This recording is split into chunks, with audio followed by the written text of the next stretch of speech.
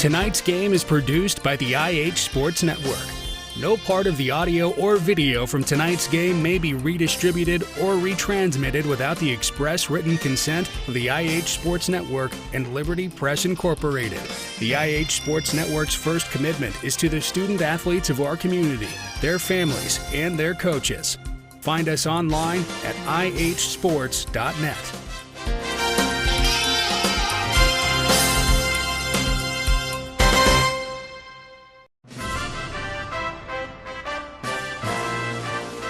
School basketball is on the air. The Oneida Indians, the Scott Highlanders, with Tim Smith, Rick Keaton, and their entire broadcast teams. This is Tennessee's most complete high school basketball coverage. Sponsored by United Cumberland Bank, Scenic Foods, El Rey, Ray's Axe, South Fork Physical Therapy, Lumber King, Potter's Ace Hardware, Salvage LLC, Highland Telephone and Highland Communications, Mark's Family Pharmacy, TNT Car Wash, and by title sponsor, First National Bank. Produced by the IH Sports Network, high school basketball begins now. Good evening and welcome to Oneida High School for tonight's district game against the Oneida Lady Indians and the Wartburg Lady Bulldogs. This is Kevin Akers along with Tim Smith, and we got a special guest joining us tonight, the CEO of the Independent Herald Sports Network, Ben Garrett. Ben, nice to have you along with us this evening. I'm glad to be here. You didn't hear my introduction, or you wouldn't have said that. You're probably right. I introduced you as the CEO of the IH Sports Network. Janitor. But, yeah, once again, seriously. Uh-oh, Mark's going to wish he was here tonight. I just noticed who's officiating. Mark, I hope you're watching and ready. They may think you're Mark, Ben. That's a bad thing tonight. Listen, I can never, ever live up to Mark Matthews. There's no way that anybody's going to make that mistake. I'm sorry, I didn't hear what you said. I was talking to Jimmy.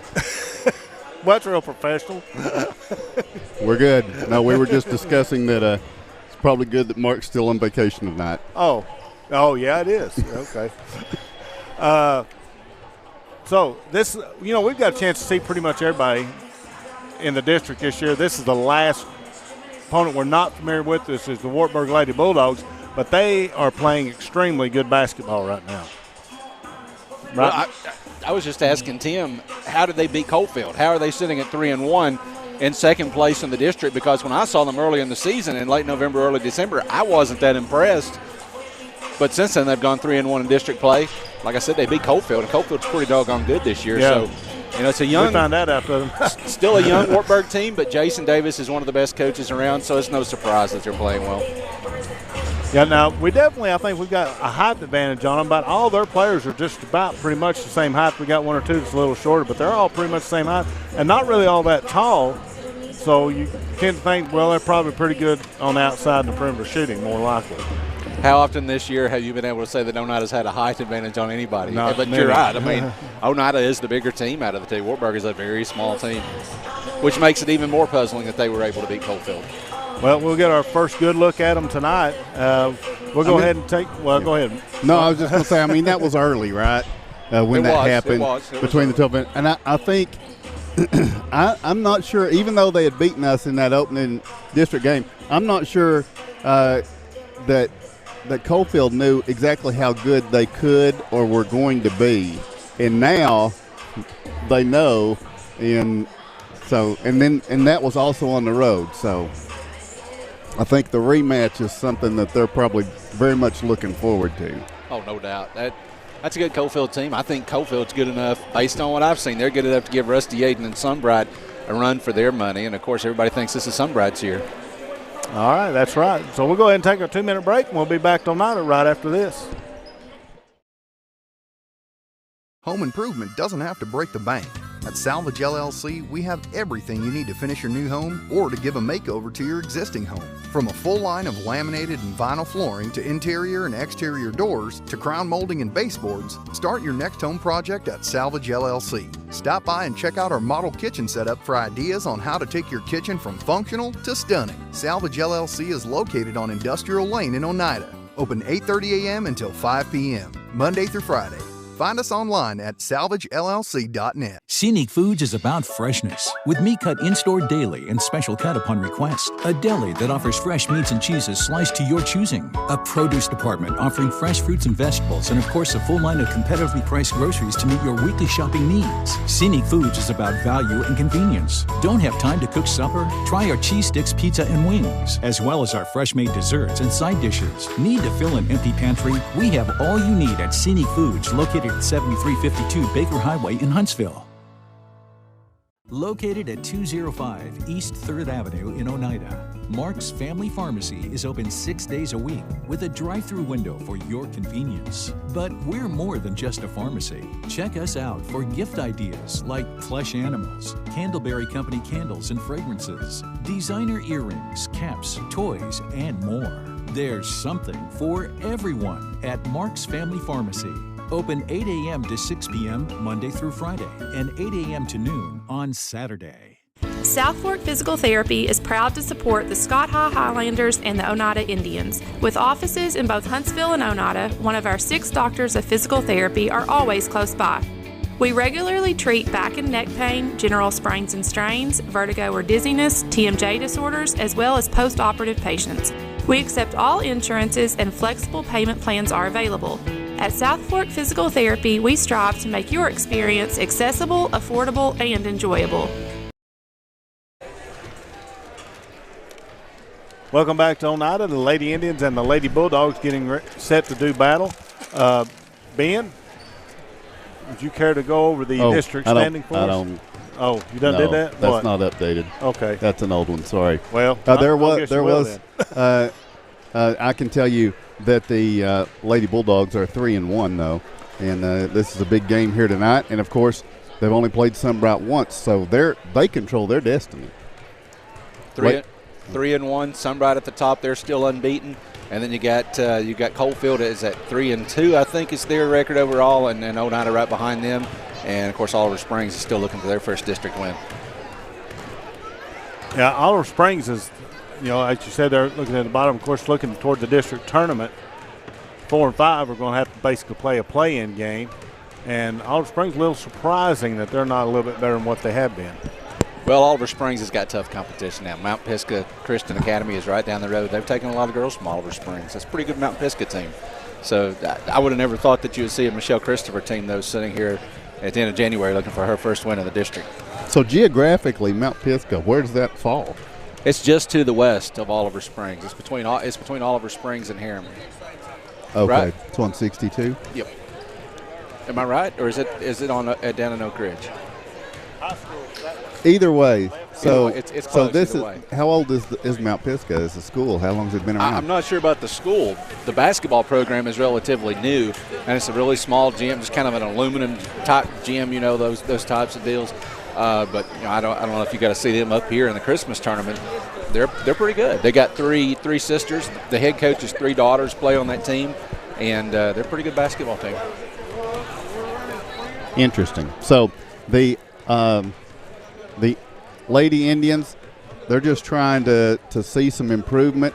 Coach West was obviously not pleased with the second half effort from the Lady Indians. He felt like a couple of pretty good quarters to start things off, but that the second half really doomed them, and he's looking for a complete game and looking for the switch to be flipped, and some rebounding and defense is something that doesn't slump, and he feels like he's not been getting that in the proper proportion from his ladies. And I know Tuesday night, second half, he was really disappointed with that, and he's hoping that 2 nights later they found a way to do it. All right, we're going to take one more 2-minute break, and then when we return, we'll be ready for action on this one. It's the Oneida Lady Indians and the Wartburg Lady Bulldogs right after this.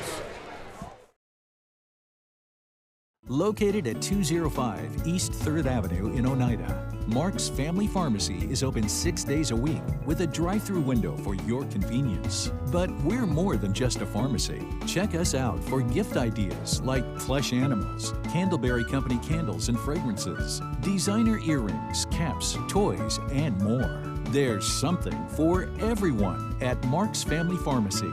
Open 8 a.m. to 6 p.m. Monday through Friday and 8 a.m. to noon on Saturday. The superior technology of fiber optics carries a communication signal that is more robust and reliable than older technologies. Connecting homes and businesses directly to fiber optic networks enables enormous improvements in what bandwidth devices are capable of delivering. Experience Highland Communications' world-class broadband, delivered over Highland Telephone Cooperative's fiber optic network to make your online experience extraordinary. Highland Telephone and Highland Communications.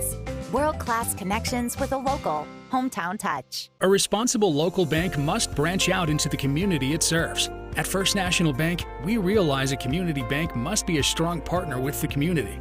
That's why First National Bank doesn't have branches, but roots that are deeply embedded in the fundamentals and foundations set forth in the past, with a vision for fostering the potential for the future. Since 1904, First National Bank has had only one focus: you. First National Bank. Your family, your future, your bank. Member FDIC. Banking is easier at United Cumberland Bank.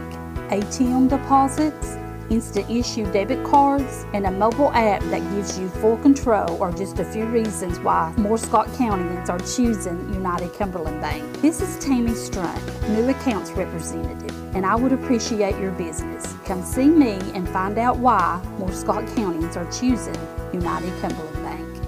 Member FDIC.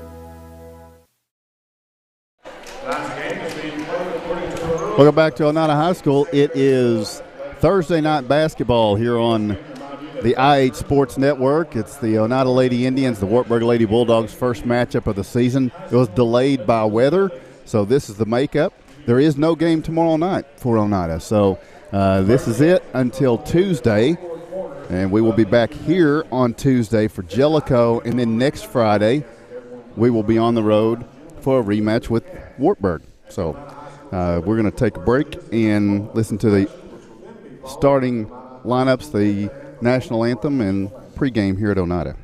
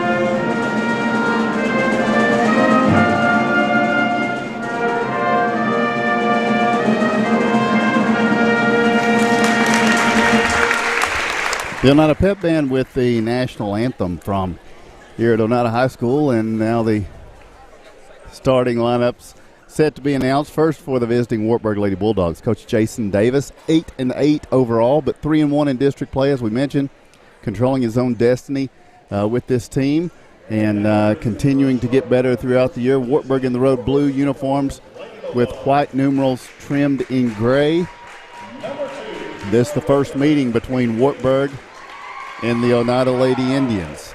The Lady Bulldogs with that 3-1 record hoping to continue on and control their own destiny, either into a tie for first or to a lock on second place. Their hurdles to do that are here tonight on the road, and of course they have to go to Coalfield later on this year, and that I believe, actually I think that's tomorrow night. No idea. Yeah, Wartburg goes to Coalfield tomorrow night, so this is a big back-to-back nights for the Lady Bulldogs. Their starters are Elizabeth Keithley, Olivia Davis, Selena Burge, Jaden Arms, and Edie Ann Williams. The starting lineups now for the Oneida Lady Indians. Oneida comes off the disappointing loss on Tuesday night to the Coalfield Lady Yellow Jackets. Not disappointing because Coalfield's not a good team, just disappointing in the fact that the third and fourth quarters were not as competitive as Coach West would have liked to have seen from his squad. So the Lady Indians are 10-12 coming into this one. 1-3 in district play. Their starters tonight will be Grace Shoemaker, Allie Smith, Rayleigh Bush, Faith Cross, and Kelsey Pike. It's been a big couple of weeks for Faith Cross for the Lady Indians, as she has shown a grit and determination and an aggressiveness that Oneida has needed, and they'll be looking to lean on her and Kelsey for the scoring burden for most of the part tonight as they get set to go from here at Oneida. It will be Faith Cross to tip it against Olivia Davis, and the tip is going to be controlled by the Wartburg Lady Bulldogs. They will move left to right here, opening things up in quarter number one. They work with the basketball around the perimeter. This is Elizabeth Keithley. Oneida man-to-man defensively, and as they get the bounce feed at the free throw line to Selena Burge, it's a quick whistle on a reach-in foul on Faith Cross, so that's Faith's first, team's first. That's not the start you want. 15 seconds in. Faith has been doing a nice job picking up that quick foul. Now, of course, that's going to diminish a little bit of the defensive intensity ability for her. So now Wartburg works for the basketball. Edie Ann Williams fires to the left corner. Keithley puts the dribble down. Now challenge for it. Rayleigh Bush nearly steals it away, but the loose basketball is taken by Olivia Davis, who drives for the shot, no good. Rebound Faith Cross, and she's out of there with it. Up the right side into front court. Faith looks and deals to Rayleigh Bush, and now Kelsey Pike. A deep three is going to be just too long. The rebound battled for. Wartburg comes up with it with Jaden Arms. And Rayleigh Bush has injured herself here. I didn't see exactly what happened. It was going in for the rebound, but a tough season of injuries for Oneida. Hopefully this is a minor thing as Rayleigh comes over, but she's quickly replaced by Rachel Elmore. And Wartburg with the basketball here. Edie Ann Williams in a scoreless game. Wartburg's second possession. This is going to be Keithley driving, backing in free throw line. Bounce feed comes out to Arms. She goes passing through as Burge dribbles with it. Now to the left corner, Davis for three. It's going to be no good. Nice box out and rebound by Allie Smith. She tries to clear it away, though, on the bounce feed, and it's stolen back by Wartburg. Shot is put up no good. Burge gets this rebound, and now the cut by Olivia Davis, and she lays it off the glass. Good.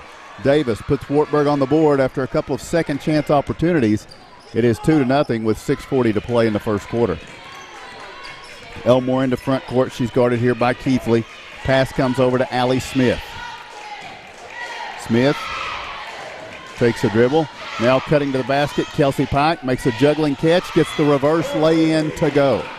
Kelsey just kind of was caught in a tough position. She couldn't pass it, so she thought, the only option I have is to try to reverse lay it in, and it goes for her here. Ties in the game at 2. Davis back the other way. Free throw line. Cut off on the drive. Allie Smith, good defense. Now it's tipped over to Burge. Burge has it knocked away and stolen. It's Elmore running down court. She'll put it up with the left hand on the left side. Won't go. Rebound is tipped, kept alive by Wartburg. Shoemaker goes back up with it. The shot won't go, but she draws a foul, and so it will be Grace Shoemaker to the free throw line. The foul will be against Olivia Davis of Wartburg. So in a tie game, Grace toes the line for the first of 2. In a 2-2 contest, the first free throw won't go. We played 2 minutes of the first quarter.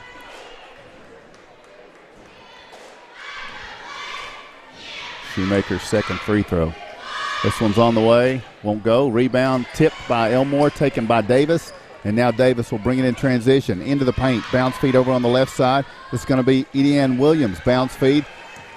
Gets into an entanglement and is taken away by Shoemaker, who brings it into front court and dumps it off to Kelsey Pike on the left side. Still tied at 2. Pike looks to Elmore, top of the key. She's picked up by Williams. Now Cross driving through the lane through 3 defenders. She has it deflected out of bounds by Olivia Davis, but there's the aggression we have seen from Faith Cross that has resulted sometimes in a shot that is made and sometimes in going to the free throw line more often than not. The inbounds to Cross. Now Smith to the left corner. Shoemaker for 3. Good. Grace Shoemaker knocks down the three-pointer, and Oneida has a 5-2 lead. As we approach the 3-minute mark of this first quarter, Williams with the bounce feed to Burge, and it's stolen away by Elmore. Elmore in transition, now takes it all the way down, lays it off the glass, and can't get it to go. So the Lady Indians have missed a couple of transition layups, and now a near steal at the other end. Davis goes to Burge, and now Keithley. A deep 3 is good to tie this game. Elizabeth Keithley makes it a 5-5 contest, and now Kelsey Pike will bring it up the right side for the Lady Indians. She attacks, fakes the pass, lays it up. It's going to be just shy of the rim. Comes down a little bit questionable on that ankle, it looks like, as Wartburg brings it back the other way. Davis goes to Arms. Now Burge out to the wing. Three-pointer is up and no good. Rebound is going to be pulled in here by Faith Cross. Looking out ahead, Allie Smith running the floor. Can't get the layup to go. Rebound is going to be pulled in by Jaden Arms, and Coach West has seen 3 layups in transition not go his way, and now he sees Wartburg pop a 2-pointer from Edie Williams to take the lead to 7-5. We're halfway through the first quarter. Here's Pike down court. Slows and goes out to Allie Smith for 3. Glances the iron, no good. Rebound tip, kept alive by Shoemaker. Back up Elmore, first try, no good. She'll fight for the rebound. Kicks it out to Faith Cross for a 3 that's off to the left. Rebound is going to be Olivia Davis up the right side. Davis to the free throw line. Pitches it out. It's going to be Arms. Now the bounce feed back down into Davis. The layup won't go for Wartburg either. And now it's back by Davis, and the putback is good. And Oneida wants a timeout. We'll take the same. With 3:39 to play in the first quarter, it's Wartburg 9, Oneida 5. Located at 205 East 3rd Avenue in Oneida, Mark's Family Pharmacy is open 6 days a week with a drive-through window for your convenience. But we're more than just a pharmacy. Check us out for gift ideas like plush animals, Candleberry Company candles and fragrances, designer earrings, caps, toys, and more. There's something for everyone at Mark's Family Pharmacy. Open 8 a.m. to 6 p.m. Monday through Friday and 8 a.m. to noon on Saturday. Welcome back to Oneida basketball out of a Lady Indian timeout. Coach West not pleased with Oneida missing some layups in transition. Trying to calm the Lady Indians down. They're trailing by 4 here at home against the Lady Bulldogs of Wartburg. And now it's going to be Pike with the basketball. Top of the key, picks up the dribble, goes over to Shoemaker. Now Shoemaker's pass to Elmore is deflected and stolen. Taking it the other way, Williams, layup won't go. Following on the rebound, Shoemaker made the mistake but trailed the play, gets the rebound, and draws the foul.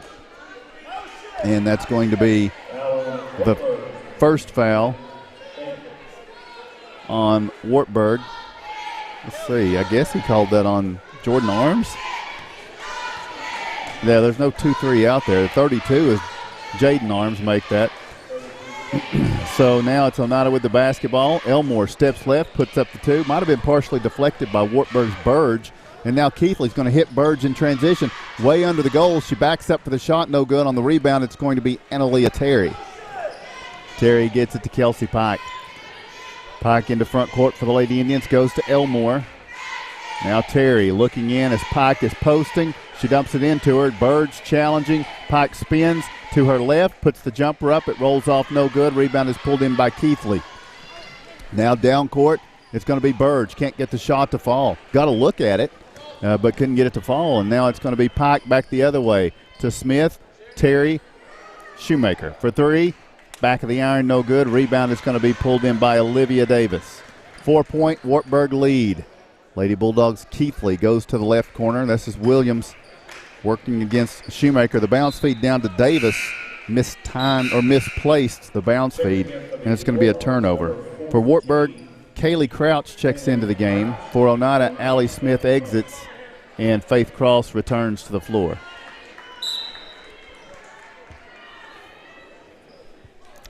With 2:09 to play in the first quarter, it is 9-5. 33. Okay. So Jaden Arms was not the recipient of the foul. It was Edie Ann Williams. All right. They clear that up for us. 2 minutes to go first quarter. Oneida down 4. Lady Indians with the basketball. Pike circling out high. Wartburg matching up in the zone. The pass into Faith Cross is deflected and stolen. And this is going to be Davis all the way back to the other end. She lays it off the glass, and it's good. Olivia Davis has 6. And Wartburg's lead is 6, 11-5. Elmore to Terry. Back over to Shoemaker. Terry with it on the right side. On the drive, bounce feed, Kelsey Pike. 1:30 to play, first quarter. Pike for 3 from distance, and it's good. Kelsey knocks down the three-pointer, and Oneida trims the lead to 3 with 1:20 to play first quarter. This is Davis. Bounce feed, free throw line. Burge back to Davis. Cross gets a hand in her face. The 3 won't go. The rebound is going to be Terry, and Terry pitches it to Elmore. Elmore attacking, then reversing the pass out to Kelsey Pike. With 1 minute to play in the first quarter. Pike on the drive, in the paint, steps through, and we've got a whistle. Is this a foul on the floor or on the shot? It's going to be a blocking foul, and it's going to be 2 shots. The foul is on Selena Burge, and it puts Kelsey Pike at the free throw line for a pair of tosses in an 11-8 game. Pike's free throw rims out, no good. 1:01 to play first quarter. Shoemaker exits, Allie Smith returns. And we haven't seen Rayleigh Bush come back in, but it looks like maybe she's stretching it out there on the bench. Pike knocks down the free throw. It's a 2-point game, 11-9, Wartburg leading. Free throw line, Burge. Bounce feed out to Davis. Davis picks it up, cutting to Burge. It's going to be stolen by Faith Cross. Out ahead, she tries to go to Analia Terry.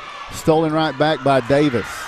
40 seconds to play in the first quarter. Davis driving left, puts the shot up off the glass, no good. Burge collects the rebound, and now Burge is going to fire it into the paint. And this is going to be Madison Shadden for a shot off the glass, good. Shadden's first points of the game gives Wartburg a 13-9 lead. Oneida back the other way. Lady Indians slated to get the ball to start the second quarter. And this is Pike driving past the defender, now pitches back to Terry. 15 seconds, first quarter clock. Terry driving through the paint. Ball's going to be deflected, and we're going to have a blocking foul against Wartburg that saves Oneida from yet another turnover here. And that's going to be the second foul on Selena Burge, so that's a big foul against Coach Davis's team. That is their 4th team foul. Oneida with 1. Lady Indians down 4. They'll bring it in to Kelsey Pike in the left corner. She fires a 3. It won't go. Backside rebound. It's going to be Elmore out to Terry. She can't get the shot to fall. And now Keithley with 3, 2, 1 second. Midcourt jumper. No good. That's the end of the first quarter of play. We'll take the break, telling you the score. It is Wartburg 13, Oneida 9. Forget the bucket. Stop buying those expensive car care products. For a supreme clean, visit T&T Car Wash in Oneida. T&T Car Wash features the latest in touch-free car wash technology. T&T's touchless automatic wash bays are tough on road grime, but gentle on your car's finish. These feature-packed automatics give you complete control of the wash, including a wheel brush option. Want to wash it yourself? T&T also has traditional wash bays. And don't forget the interior, both vacuum and shampoo stations available. For a dynamite clean, T&T Car Wash, Oneida. odds are there's a Potter's Ace Hardware right in your neighborhood, with expert advice and the right tools and supplies to make your quick fixes even quicker. Around the block, what you need in stock, with people who know their stuff. Potter's Ace has a convenient location on Industrial Lane here in Oneida. Visit the helpful folks at Potter's Ace for all your home improvement needs. Potter's Ace, the helpful place.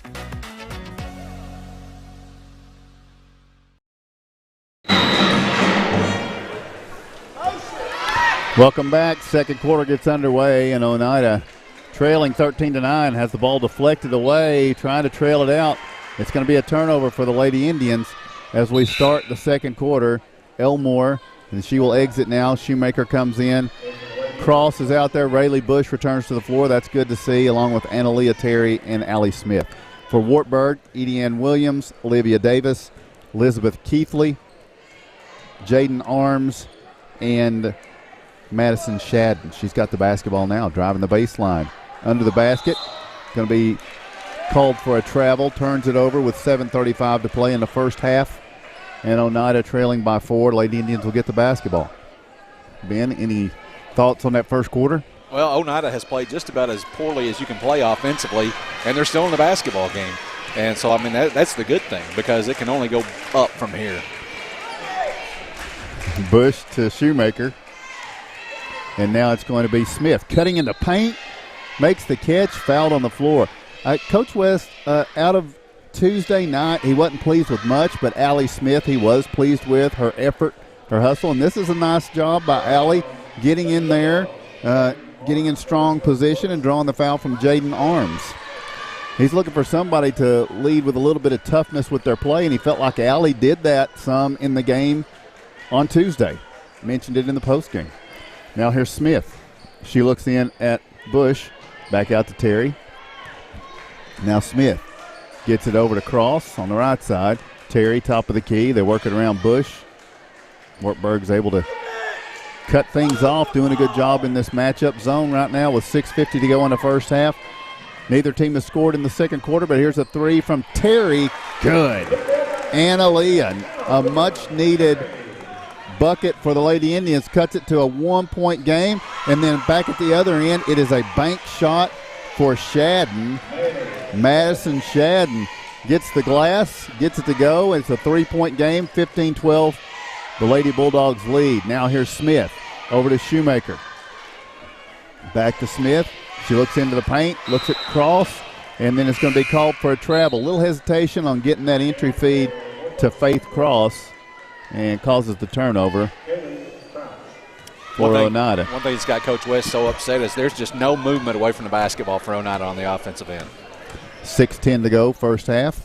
And here with the basketball is Kaylee Crouch. Bounce feed to Davis. It's deflected away, and now Oneida in a run out. It's Rayleigh Bush trying to get it ahead to Allie Smith, but too far out in front, and the Lady Indians won't get the opportunity for a layup. And Oneida will see Wartburg bring it the other way. 6 minutes to go, first half. Wartburg by 3, 15-12. Keithley going to try to double that lead with a three. It's no good. Rebound. Several Lady Indians in the area. Shoemaker comes up with it, and now driving in transition. Pitches it out to Terry. Probably fouled there. A little bit of contact, but the foul count is very disparate right now between these two teams, and that may have saved it from being a whistle on the Lady Bulldogs. They've got 5 team fouls to Oneida's 1. Here's Cross making the catch. Down low, lays it off the glass. It was a good entry feed from Bush. Good layup by Cross. It's back to a 1-point game. 5:20 remaining, first half. Here's Olivia Davis driving, free throw line, spinning, down almost to the baseline, flicks it up there. It rolls off, no good. Oneida looking for a lead. They get it down court to Allie Smith for the layup. Good. Allie Smith connects on the lay-in for the Lady Indians, and they lead now 16-15. And now a steal for Oneida. Faith Cross, 2-on-1 break. Cross trying to go up with it. Deflected out of bounds. Wartburg saves it in, but to Grace Shoemaker. Bounce feed to Rayleigh Bush for the layup, and it's good. I messed that scoreboard all up for a minute, but we got it back now. 18-15, that's what it is. And now Wartburg wants a timeout. We'll take the same. 4:39 to play first half. Your score, it's Oneida 18, Wartburg 15. El Rey is Scott County's home for great Mexican flavor. Located in Oneida Plaza, we're just up the sidewalk from Walmart. From our fresh chips that are made daily to our chicken or beef fajitas that are big enough to share, El Rey uses the freshest ingredients to serve authentic Mexican dishes that will be a hit with the entire family. Stop in before the game on Friday or pop in on Saturday and watch college football on one of nearly a dozen screens while you eat. That's El Rey Azteca, open until 9 p.m. Sunday through Thursday and 10 p.m. on weekends. Welcome back to Oneida basketball here in the second quarter. The Lady Indians have an 18-15 lead, their biggest lead of the night, and they just have had the lead for less than a minute of game time here against Wartburg. And the Lady Bulldogs take a timeout. Davis pitches it to Crouch. Crouch to the free throw line, bounce feed back out to Davis. And as Analia Terry broke on the basketball, she's going to be called for the foul. That's only the second team foul on Oneida. Terry's first. So here we're going to see Wartburg bring it inside front court. They get it to Keithley. Keithley on the drive, down the left side. Bounce feed, Faith Cross grabs it, and then a foul. Is this going to be Wartburg's sixth team foul?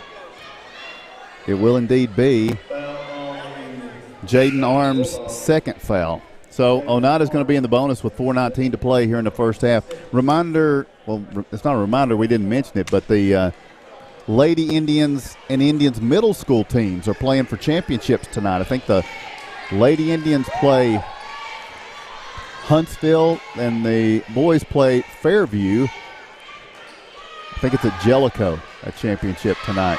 So good luck to them. That's why Jason Terry couldn't join us tonight. Here's Faith Cross driving to the basket. And as she does so, she draws a foul from Olivia Davis. That's her second. So foul trouble mounting up for Coach Jason Davis here on the road as Faith Cross steps in for two free throws. 4 minutes to play in the first half. It's an 18-15 game. Faith's first toss is good. Now it's a 4-point Oneida lead. Faith will have a second free throw coming up here. This one's on the way. Good. Continuing to do good things for the Lady Indians. Faith Cross in a big game here tonight. And here's a steal for Rayleigh Bush. Looking to get out ahead. She gets to Faith Cross, who drives down for the layup. It rims off. No good. Rebound is going to be pulled in by Keithley. And now with 3:45 to play in the first half, Wartburg works with the basketball. They've been in a drought for a while now. Davis going to try to break that drought. The ball's tipped away. Rayleigh Bush steals it, gets it out ahead to Elmore. Elmore's going to back up on the wing, looks to the trailing Cross, and then it's stolen away, and then Cross trying to get it back. Did she get called for the foul? It will be Faith Cross picking up her second, team third. Faith has to exit with 3:30 to go in the first half. And I think Wartburg has been held to 2 points this quarter. Yes. I believe it was 13-9. So the defense doesn't slump, and that's what the Lady Indians are relying on here in this second quarter. Here's Selena Burge playing with two fouls, trying to hit Keithley, cutting outward for the basket, for the basketball, away from the basket, and is thrown out of bounds, and a turnover for the Lady Bulldogs. Oneida rushing them up with the defense. And to kind of drive that point home, that's the 12th turnover that Wartburg has committed, 7 of them in this quarter. Yeah, it's been a really good second quarter for the Lady Indians. 5-point lead here. Terry with the basketball. Goes to Shoemaker. Shoemaker dribbling out top. Now through the paint. Kicks it to the corner. Anna Leah Terry. Good. Anna Leah, a pair of threes here in this first half. Oneida leads by 8. I was about to make it too big there. 23-15 is the score. Back the other way, Keithley with the basketball. She steps back, a deep three, off, rebound tip by Elmore. Kelsey Pike trying to get to it, and she saves it somehow to Rayleigh Bush, but Pike is not healthy. That ankle is hurting her, and Oneida takes the timeout here with 2:36 to play in the first half. We're going to take the break. Your score, it's Oneida 23, Wartburg 15. A responsible local bank must branch out into the community it serves. At First National Bank, we realize a community bank must be a strong partner with the community. That's why First National Bank doesn't have branches, but roots that are deeply embedded in the fundamentals and foundations set forth in the past, with a vision for fostering the potential for the future. Since 1904, First National Bank has had only one focus: you. First National Bank. Your family, your future, your bank. Member FDIC.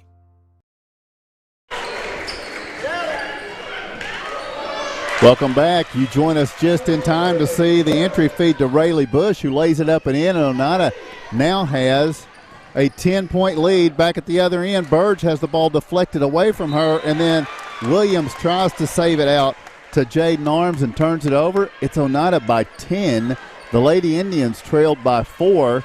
Coming into this second quarter, it was 13-9, and Oneida has outscored Wartburg 16-2 in the second. Did I say third? I meant second. Allie Smith with the basketball. 2 minutes to play in the first half. It's a second quarter that Oneida probably doesn't want to see come to an end because it's been much improved. Now the lob down, although not perfect. Arms gets the steal. And now Wartburg brings it the other way with Olivia Davis. Davis driving all the way baseline. Ball might have been tipped and partially deflected. She pitches it out to Keithley for 3. It glances the iron, no good.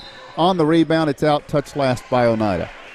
1:40 to play in the first half. Some mounting foul trouble for the Lady Bulldogs. And good defense for the Lady Indians has been the story of the second. Keithley from the right wing goes to the corner to Williams. Williams looking in at Burge in the paint. She's posting, calling for the ball, and then Elmore's going to be called for a foul here. Not a harmful foul at all. Only the 4th team foul on Oneida with 1:31 to play in the first half. Davis will bring it inside front court. And the inbounds will be to Burge. Burge going to dump it back or get it to Davis, back to Burge in the paint. And she's going to kick it out now. Keithley drives, looks to Burge on the wing. 1:20 in the first half. Oneida by 10. And now a cut, a tip, and a steal. It's going to be Analia Terry. All the way to the other end. Shot blocked away by Davis, but a good steal and drive by Terry. And here comes Mahala Martin. So Mahala will check in. If you just joined us, Kelsey Pike, ankle is giving her some trouble. And Coach West had Rayleigh Bush go down early, but she came back in. But we're going to see Mahala Martin here early. And he wants to see some fire. Mahala can bring that. That's something she can bring to the table for sure. Here's Allie Smith driving. She pitches to Mahala Martin. Martin puts up the jumper, no good. Rebound battled for. Elmore has it, trying to pitch it out, and it's going to be Wartburg coming up with it. Now Keithley. 50 seconds to play in the first quarter. Oneida by 10. Keithley kicks it over to Williams. Now to Arms for the 3 that's way off. And down to the baseline, it's going to be Wartburg's, Davis. Burge got to it, but had a foot on the baseline, and Wartburg turns it over. So with 45 seconds to play in the second quarter, Oneida with a 10-point lead in the ball. This is Elmore into front court, loses the handle on it, needs help, fires it up for Grace Shoemaker. Shoemaker drives past the defender, bounce feed, trying to get it to Allie Smith, and Oneida turns it over. Still a 10-point game. 29 seconds to play in the first half. And here comes Edie Ann Williams. Williams gets it to Davis. Bounce feed. Burge challenged by Terry. She was going to do the give and go with Davis, but Analia Terry snuck her hand in there and prevented that cut prevented that pass. And now Keithley cuts to the basket.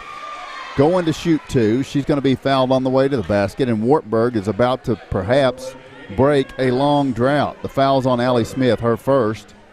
Keithley will step to the line for the first free throws of the night for the Lady Bulldogs. It comes in a 10-point contest with 12.7 seconds to play, and the free throw from Keithley is good.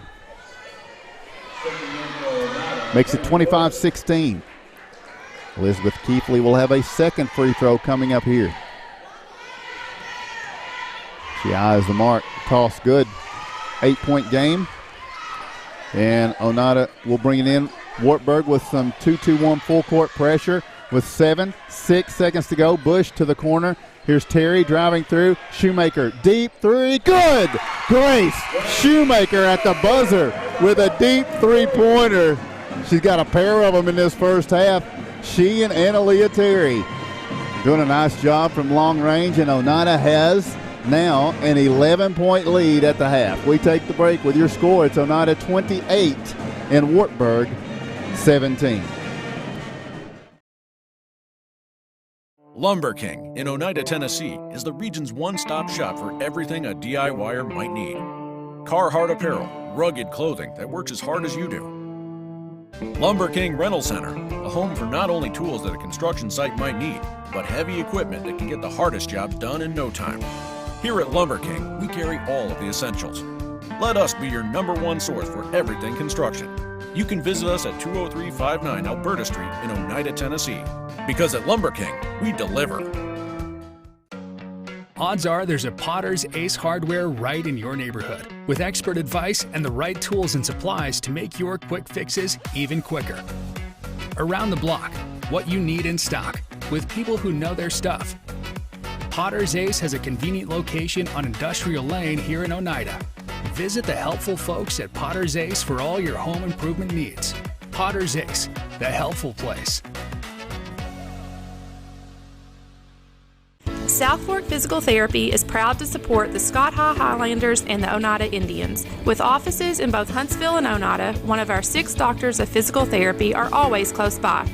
We regularly treat back and neck pain, general sprains and strains, vertigo or dizziness, TMJ disorders, as well as post-operative patients. We accept all insurances and flexible payment plans are available. At South Fork Physical Therapy, we strive to make your experience accessible, affordable, and enjoyable.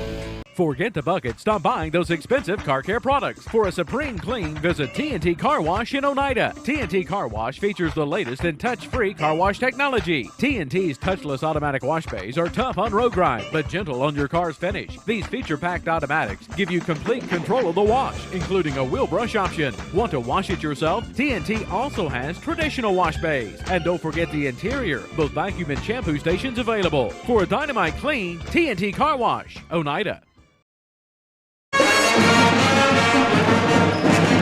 Welcome back to Oneida High School. At halftime, the Oneida Lady Indians leading the Wartburg Central Lady Bulldogs by a score of 28-17. Taking a look at our first half scoring first for the visiting Lady Bulldogs. They were led along the way by Olivia Davis. She has 6 points. The only player to go to the line so far for Wartburg is Elizabeth Keithley. She had a 3-point field goal, and she was a perfect 2 for 2 from there for her 5 points. For 4 is Madison Shaden, and 2 by Edie Williams for their total of 17. For the Oneida Lady Indians, they were led along the way by 3 Lady Indians, Kelsey Pike, Annalea Terry, and Grace Shoemaker, all with 6 points. Now, Annalea Terry and Grace Shoemaker's 6 points were 2 3-point baskets each. Kelsey Pike had a 3, and she was 1 of 2 from the 3-point line. With 4 points was Faith Cross, and she was 2 of 2 on her free throws. Also with 4 points was Rayleigh Bush, and 2 by Allie Smith. Lady Indians were, of course, 3 of 6 on their free throws. Guys, it didn't look too good about Kelsey possibly returning from the second half, Ben. Sorry, I had my mouth full. That's all right. Listen, Oneida's got the best popcorn around, so when I come to Oneida for a basketball game, I have to have popcorn. Yeah. No, Kelsey went out with an ankle injury, and then she sat out for a while. She came back in. She tried to give it another go, but then when she was going after that loose ball out of bounds down here, she tweaked it again. And, yeah, it's pretty obvious that ankle is really bothering her. I would be surprised to see her in the second half. Yeah, of course, you heard it down at Harriman on Saturday. Was really surprised. She really worked hard to be able to get back into that game Tuesday, but it might be advantageous at this point to go ahead and let her rest. So we'll go ahead and take a break and be back to Oneida right after you watch this.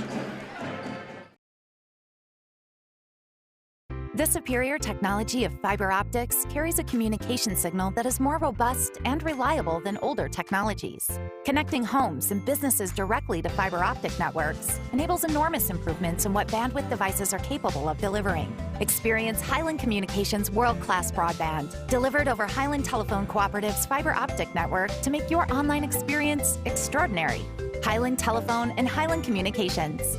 World-class connections with a local, hometown touch. Home-style cooking with friendly service and a relaxed atmosphere. That's Ray's Axe. Ray's Axe offers breakfast served daily, just like Grandma fixed it, and daily specials like country fried steak, turkey and dressing, and of course, a fish fry every Friday. Ray's Axe has a full menu, ranging from quick and easy favorites like hamburgers and club sandwiches to comfort foods like pinto beans. And you'll love something off the grill, like grade A cut sirloin, ribeye, or shrimp kebabs. That's Ray's Axe on U.S. Highway 27 in Helenwood. Ray's Axe, country cooking and great steaks. A responsible local bank must branch out into the community it serves. At First National Bank, we realize a community bank must be a strong partner with the community. That's why First National Bank doesn't have branches, but roots that are deeply embedded in the fundamentals and foundations set forth in the past, with a vision for fostering the potential for the future. Since 1904, First National Bank has had only one focus: you. First National Bank. Your family, your future, your bank. Member FDIC. Scenic Foods is about freshness, with meat cut in-store daily and special cut upon request. A deli that offers fresh meats and cheeses sliced to your choosing. A produce department offering fresh fruits and vegetables, and of course a full line of competitively priced groceries to meet your weekly shopping needs. Scenic Foods is about value and convenience. Don't have time to cook supper? Try our cheese sticks, pizza, and wings, as well as our fresh-made desserts and side dishes. Need to fill an empty pantry? We have all you need at Scenic Foods, located at 7352 Baker Highway in Huntsville.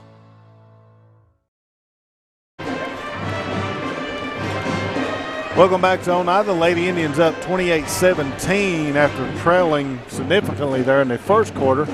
Went on a, what was it, Tim, a 16-2 run at one point, but it ended up being more than that. The quarter was 19-4. 19-4. Yeah. And did most of that without Kelsey Pike, by the way. So that's good. The team's pulling together and not too rattled so far. Just have to see how they come out in the second half for sure. Next week, we got a couple of good games. We're going to have one of the best games we saw this year in boys was the Oneida boys and the Jellicoe boys. That's coming up on Tuesday. The girls in that game at Jellicoe trailed early in the first quarter, was down 19, or was just led by 19-18 in the first quarter when it came to a close, and then Jellicoe only scored 10 the rest of the night. So it's untelling what that'll turn out to be. But then on Friday, we see this very same team again 1 week from tomorrow night, as we will travel down to Wartburg to take on the Bulldogs. That's always a fun atmosphere when you go down there. You never know what you're going to get. Is that right, Ben? Oh, the good old days. Well, that's where the district is this year. I believe. It yes, is. It is. You're right. It is. And my understanding is, though, it's just going to be 1 year this time around. Next year it's here. Next year it's here. So, yeah. That's been a long time. Very, very long time. I want to say 2008. I think somewhere in that neighborhood. You know, you go back to the Rusty Aiden days, and Wartburg didn't much like Rusty Aiden. And, of course, Oneida and Wartburg have never much liked each other. And there were some good times down there. Yeah, there was. And getting thrown out of the gym and all kinds of fun stuff. You can't tell it tonight, though. I mean, it's pretty mild in here tonight. Very yes, mild. It is. Yeah. All right, we'll go ahead and take a break and be back to Oneida for the second half of this one right after this. Located at 205 East 3rd Avenue in Oneida, Mark's Family Pharmacy is open 6 days a week with a drive-through window for your convenience. But we're more than just a pharmacy. Check us out for gift ideas like plush animals, Candleberry Company candles and fragrances, designer earrings, caps, toys, and more. There's something for everyone at Mark's Family Pharmacy. Open 8 a.m. to 6 p.m. Monday through Friday and 8 a.m. to noon on Saturday.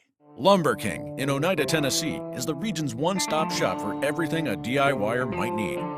Carhartt apparel, rugged clothing that works as hard as you do. Lumber King Rental Center, a home for not only tools that a construction site might need, but heavy equipment that can get the hardest jobs done in no time. Here at Lumber King, we carry all of the essentials. Let us be your #1 source for everything construction. You can visit us at 20359 Alberta Street in Oneida, Tennessee. Because at Lumber King, we deliver. Welcome back to Oneida High School. The Lady Indians lead the Wartburg Lady Bulldogs 28-17 as we get set for the second half to get underway for Oneida. Second half starters will be Allie Smith, Annalea Terry, Rayleigh Bush, Grace Shoemaker, and Faith Cross. Kelsey Pike is still dressed, still on the bench, but we'll see about that. For the Lady Bulldogs, they will start Olivia Davis, Edie Ann Williams, Selena Burge, Jaden Arms, and Elizabeth Keithley. Here is Davis driving for a shot, no good. And the ball goes out of bounds. I think she kind of was hoping there was contact there. Coach Davis questioning the official. He thought there was contact there, but no call, and Oneida has it the other way with an 11-point lead. Terry with the basketball. It's going to be Smith on the right side. Takes a look in the paint, now goes to Shoemaker. Shoemaker attacking at the elbow, backs up now, looks to the right corner. Smith looking in at Faith Cross. Cross says nope, not right now. And then Smith tries to go with the bounce feed to Terry, and it's going to be a turnover. And back the other way, Williams is going to be fouled on a trip here by Oneida. Allie Smith will pick up her second foul, team's first of the second half. We saw Oneida sit on one foul almost the entire first half of action. And this is going to be Williams ruled in the act of shooting. She'll go to the line for a free throw, and the first one is good. So Williams makes this a 10-point game. Second free throw to cut it to single digits is going to be short. Rebound, Terry. And Aaliyah ahead on the left side. It's going to be Shoemaker slowing, now attacks the baseline. Looks back out to Terry. 7:10 to play, third quarter. Allie Smith, three-pointer from the right side, won't go. Rebound. Oh, Shoemaker made a nice challenge for it, couldn't reel it in. Burge comes up with it, gets it to Davis. 10-point game. Olivia Davis drives down. Hanging jumper is going to be no good. Rebound is going to be Rayleigh Bush. And now Bush on the run, back the other way. Kicks to the corner to Smith, to the trailing Faith Cross, who drives all the way through and gets contact. Just that aggressive move to the basket. It's going to put her at the free throw line for two tosses. Faith doing what she does. The foul's on Elizabeth Keithley, her first, team's first. 6:47 to play, third quarter, 10-point game. Cross, first free throw won't go. She'll have a second opportunity here. Well, Tim, I think they need to be driving the lane a lot more than what they are. It seems like they're putting up a three every time they come down the court, and it's going to get you in trouble. For Wartburg, it seems like they're, as Cross misses a second free throw, seems like they're driving down, but they're not finishing going to the rim. It's like they're pulling up and shying away from the contact. And here is a 2-point bank shot from the Lady Bulldogs. I think we'll probably see them change that strategy for Coach Davis here and try to get to the paint and get some fouls as Oneida is able to work it into Rayleigh Bush. That was a tough catch and an even tougher shot to push it back out to 10. 30-20 is the score. Here with the basketball, we're going to have a tie-up by Faith Cross, and the possession arrow gives it to Oneida. It will be Terry to bring it in to Bush. 6:15 to play, third quarter.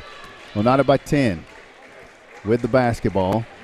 Terry circles out to the right side. She goes to Faith Cross. Now it's going to be Shoemaker. Shoemaker, now they work it down to Cross on the baseline. She drives through, kicks it out to Terry. As she stretched out to reach that one, they're going to say her tennis shoe hit the out-of-bounds line. Sneaker. Tennis shoes are for tennis, right? Absolutely, yeah. My mistake. Good night. Davis to Selena Burge. Burge driving left. Now there she goes. That was driving to the basket. She's going to draw a foul here. I think that's what Coach Davis is telling him he wants. And he gets the desired result here, the third foul from Allie Smith.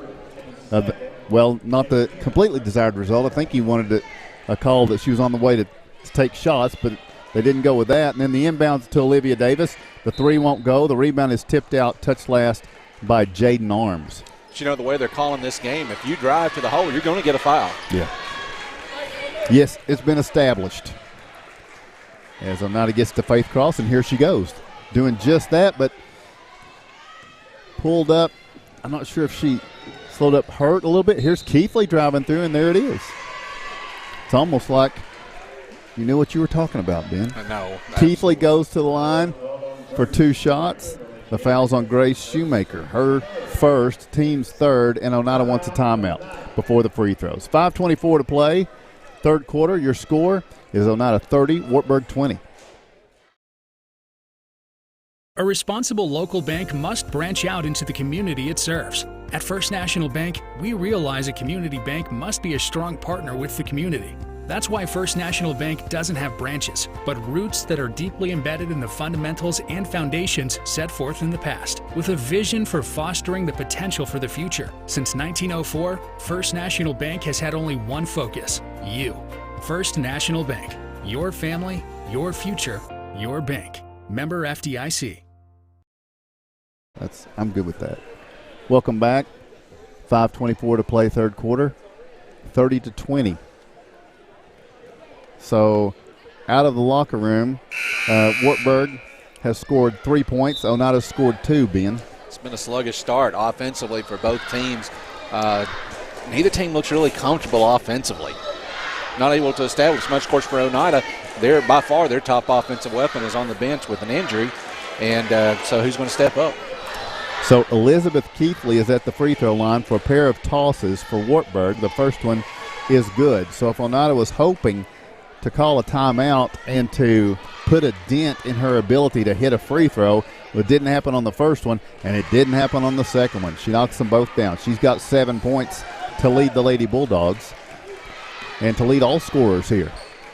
Cuts the Oneida lead down to 8 with 5:15 to play third quarter. This is Bush on the left wing. Now Grace Shoemaker circling back out. Grace, cross-court pass to Terry.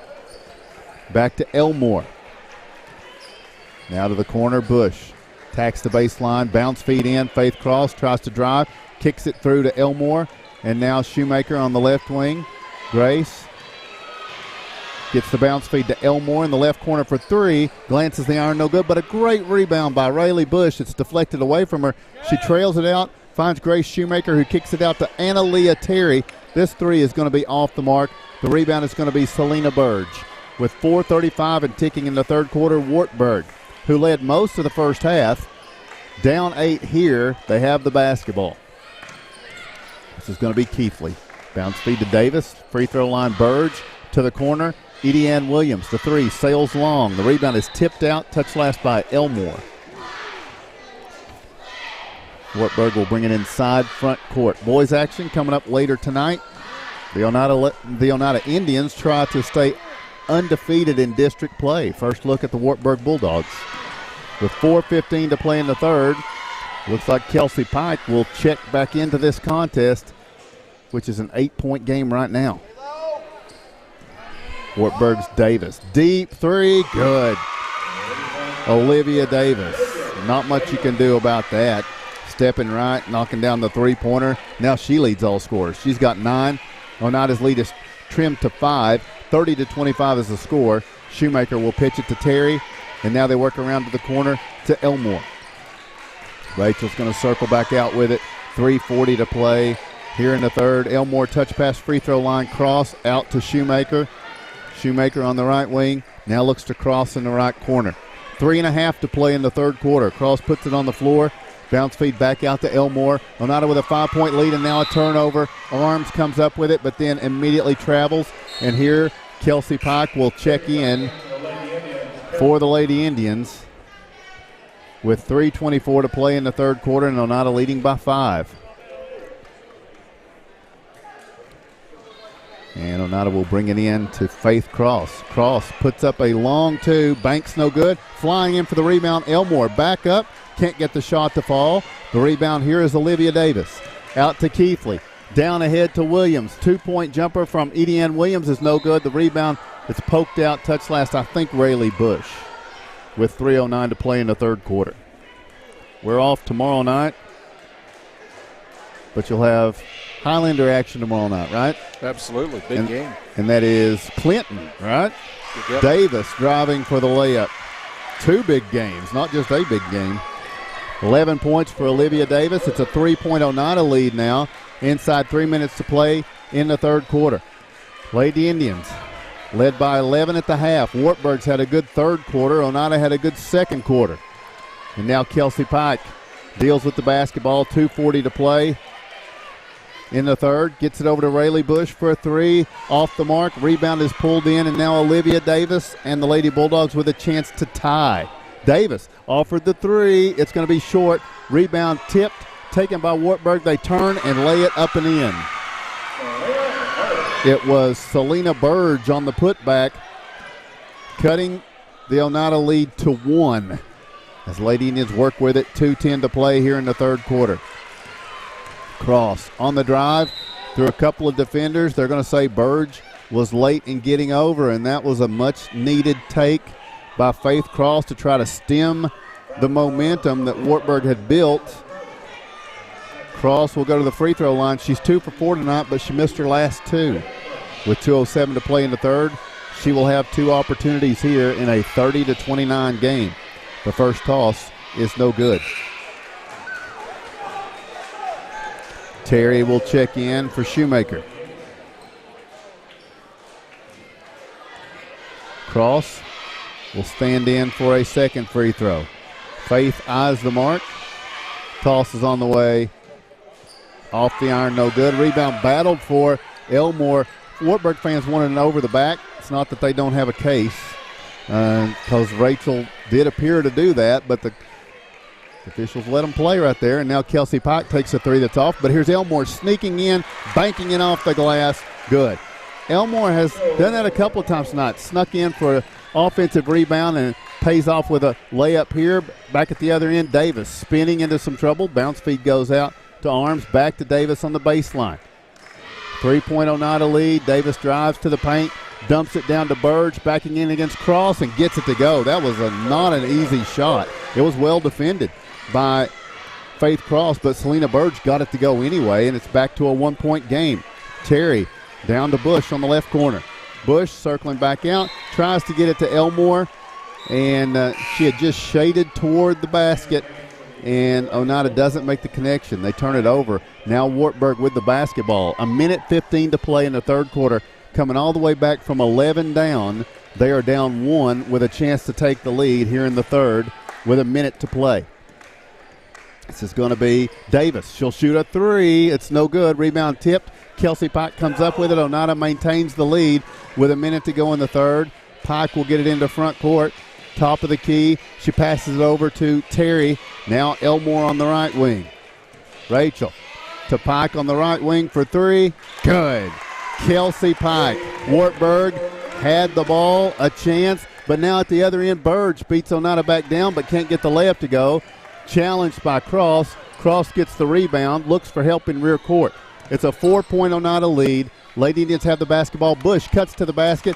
Shot challenged by Davis, deflected and missed. And now Wartburg in transition the other way. Keithley pitches back to Burge. 20 seconds to play in the third. Wartburg slated to get the ball to start the fourth. They work with it here, down 4. Davis with 14, 13, 12 seconds in the third. Davis, bounce feed Keithley. Thought about a deep three. Now she's going to drive. Baseline. Layup is going to be good. Elizabeth Keithley, good decision for the two. And with 3 seconds to go, Pike, a mid-court three is going to be off the mark, and that's the end of the third quarter of play. We take the break with your score. It's Oneida 35, Wartburg 33. A responsible local bank must branch out into the community it serves. At First National Bank, we realize a community bank must be a strong partner with the community. That's why First National Bank doesn't have branches, but roots that are deeply embedded in the fundamentals and foundations set forth in the past, with a vision for fostering the potential for the future. Since 1904, First National Bank has had only one focus: you. First National Bank. Your family, your future, your bank. Member FDIC. Banking is easier at United Cumberland Bank. ATM deposits, instant issue debit cards, and a mobile app that gives you full control are just a few reasons why more Scott Countyans are choosing United Cumberland Bank. This is Tammy Strunk, new accounts representative, and I would appreciate your business. Come see me and find out why more Scott Countyans are choosing United Cumberland Bank. Member FDIC.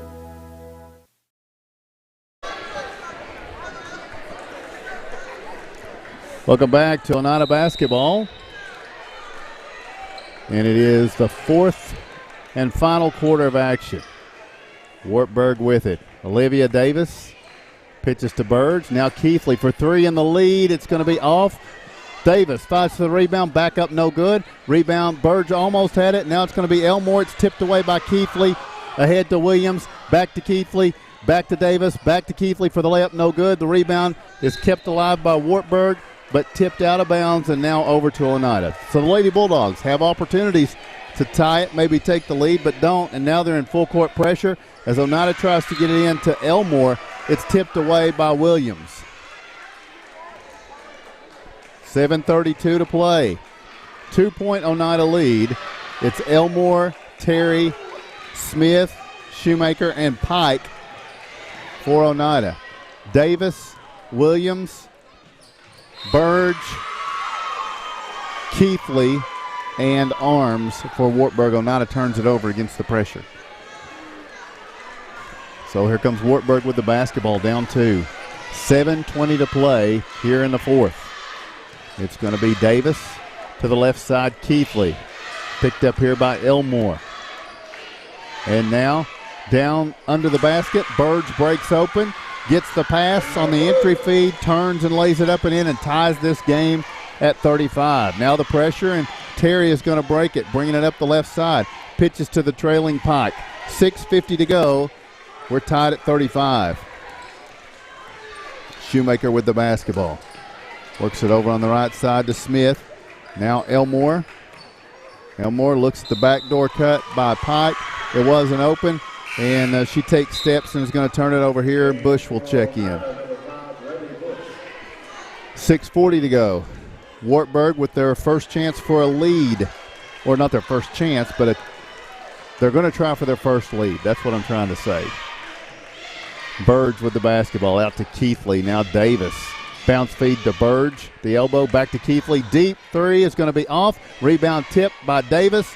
Tipped by Allie Smith. Taken by Edie Ann Williams. She hits Burge with the basketball at the free throw line. Driving. Kelsey Pike gets the steal in a tie game. Pike's going to take it all the way down for the layup. Good.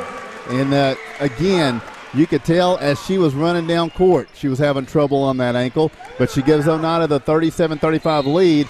Back at the other end. Fouled on the way to the basket, Edie Ann Williams.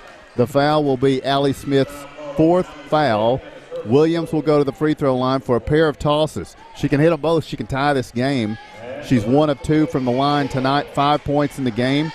Faith Cross and Rachel Elmore set to check in after the first free throw, which is good from Williams. 1 point game, 37-36. 6:04 to play. Pike will come out and get a rest. Allie Smith will exit as well. Second free throw from Williams ties this game at 37. And timeout, Wartburg. 6:04 to play. Your score, Oneida 37, Wartburg 37. Lumber King in Oneida, Tennessee is the region's one-stop shop for everything a DIYer might need. Carhartt apparel, rugged clothing that works as hard as you do. Lumber King Rental Center, a home for not only tools that a construction site might need, but heavy equipment that can get the hardest jobs done in no time. Here at Lumber King, we carry all of the essentials. Let us be your #1 source for everything construction. You can visit us at 20359 Alberta Street in Oneida, Tennessee.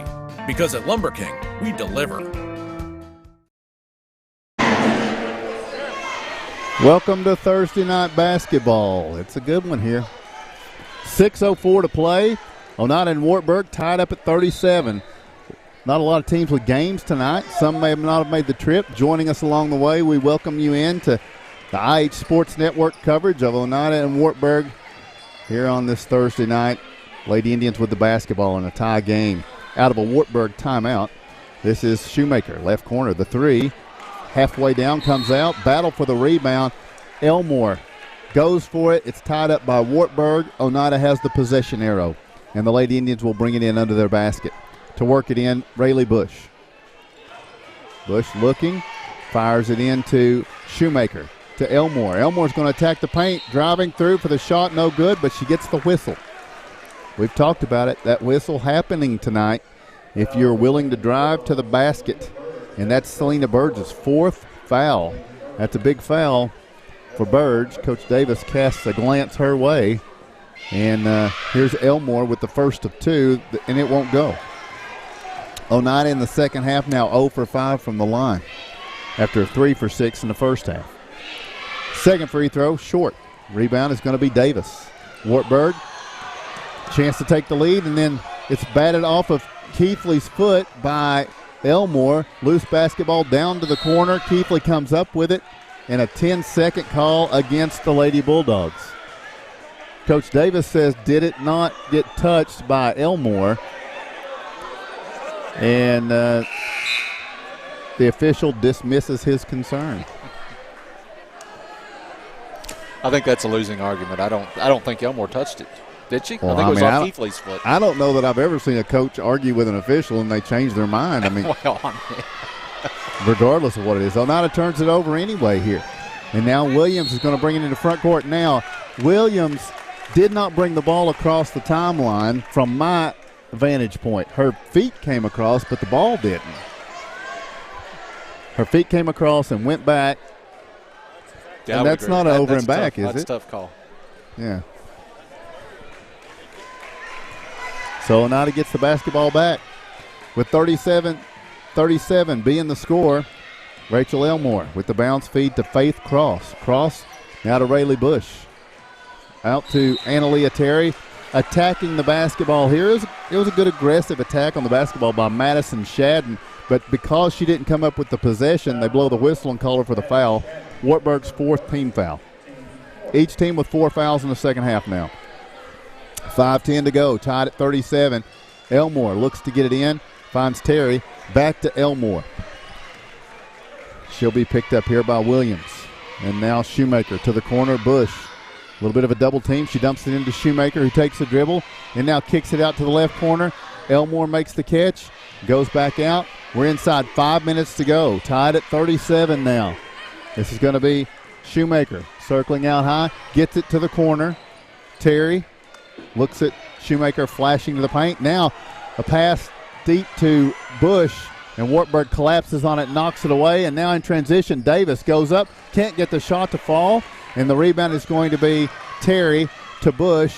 And now Elmore attacking on the right wing, gives to the trailing Cross, who dumps it into Grace Shoemaker.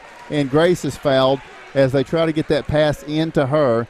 Jaden Arms comes around and reaches in and fouls. That's the 5th team foul on Wartburg for Arms. That will be her 3rd. Oneida will bring it in from the baseline. Still tied at 37. The inbounds is to Shoemaker. Left corner for 3. Good. Grace Shoemaker's 3rd three-pointer of the night, and Oneida regains the lead with 4:15 to play as Coach West inquires with Kelsey Pike. Can you get back out there? Looks like we may be close to that occurrence, possibly. Here's Olivia Davis with the basketball. Spinning at the free throw line, down in the paint, scoops the shot up there, didn't get a whistle. And the rebound is going to be Rayleigh Bush. Out ahead to Shoemaker, who makes the catch and traveled with it. Shoemaker, I think, thought about trying to get the bounce feed across to her teammate, couldn't make the connection, and then traveled with it. Well, my curiosity was the one referee was right down here beside her, didn't call it. The one clear in the backcourt's the one that called that travel. Mark would direct your attention to who you speak about. And now with the basketball, Arms banks it off the glass. Am I right, Mark?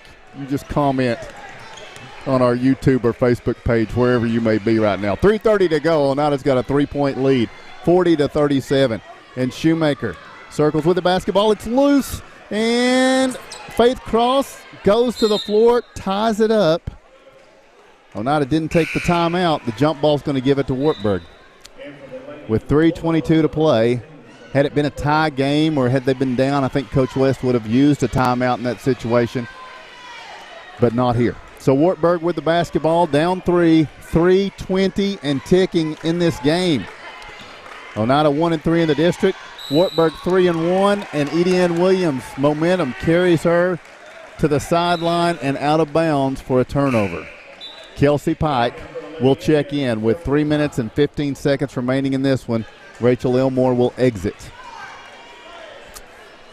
Oneida with a 3-point lead in the basketball, and Rayleigh Bush will bring it into front court.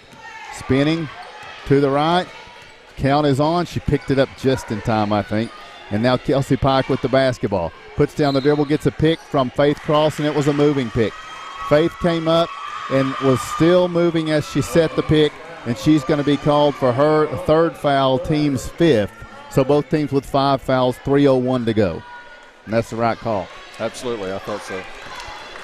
So Wartburg will bring it the other way. Keithley has it in front court, goes to Olivia Davis in a three-point contest. She hits Burge at the free throw line. Burge out there with 4 fouls, and as she pitches it back to Davis, they call Davis for taking steps as she was queuing up a three-point shot.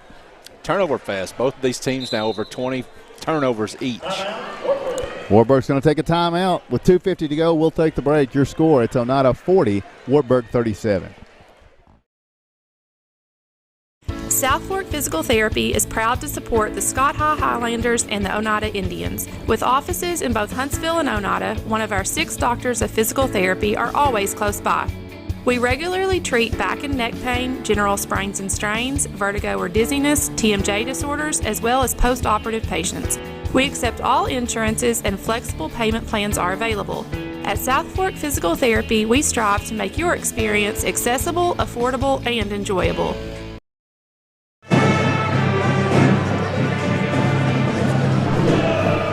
Welcome back to Oneida basketball. You see it. 3-point lead for the Lady Indians, fourth quarter. What you don't see is the clock. 2 minutes and 50 seconds remain. Neither team able to hang on to the basketball for the past 3 or 4 minutes of game time, Ben. It's just been turnovers. Oneida's got 22 turnovers. Wartburg's got 21 turnovers. Then you throw in the fact Oneida has missed 6 straight free throws. And, man, it's just been tough to get points. Wartburg's going with full court pressure out of this timeout. Faith Cross will bring it in to Grace Shoemaker. Shoemaker's going to bring it up the left side. She's into front court with the basketball on the left wing. 2:40 to go. Now Faith Cross with the basketball. Puts down the dribble. Cross looks for and finds Rayleigh Bush. 2.5 to go. Bush driving right. Gets it to Kelsey Pike for 3. Off the iron, no good. Rebound pulled in Wartburg's Keithley. Keithley in transition to Edie Ann Williams. Ooh, she might have drugged that pivot foot, but that's being picky. And now Keithley with the basketball, driving left, spinning at the free throw line, kicks it out. This is going to be Burge ripping the pass to Davis. Can't hang on to it, and then Wartburg turns it over. 2:12 to play. Wartburg's going to pressure full court here in a 3-point game. Oneida leading. Well, they drop back out of it, and it's going to be Bush into front court. Driving to her right. Kicks it to Pike on the right wing. She'll try the 3. Good. Kelsey Pike. That's a huge 3 for Kelsey and for the Lady Indians. Makes this a 6-point game with 1:50 to play, and now the urgency. Davis down court for 3. No good. Rebound Faith Cross. And now to Grace Shoemaker in rear court. Double dribble. Turnover for Oneida. 1:43 to play. Here is Wartburg to bring it inside front court. Lady Bulldogs trailed by 11 at the half. Fought back to the tie. Haven't been able to find a lead in this second half. And now they trail by 6. This is Selena Burge with 4 fouls. Driving right, goes to Davis. Davis through the paint, running one-hander, good. That's going to be Olivia Davis. 13 points for her. Oneida will bring it in with a 4-point lead. This is Grace Shoemaker in rear court working against Keithley. Now dribbles into front court, kicks it to the left corner. Faith Cross on the drive, back out.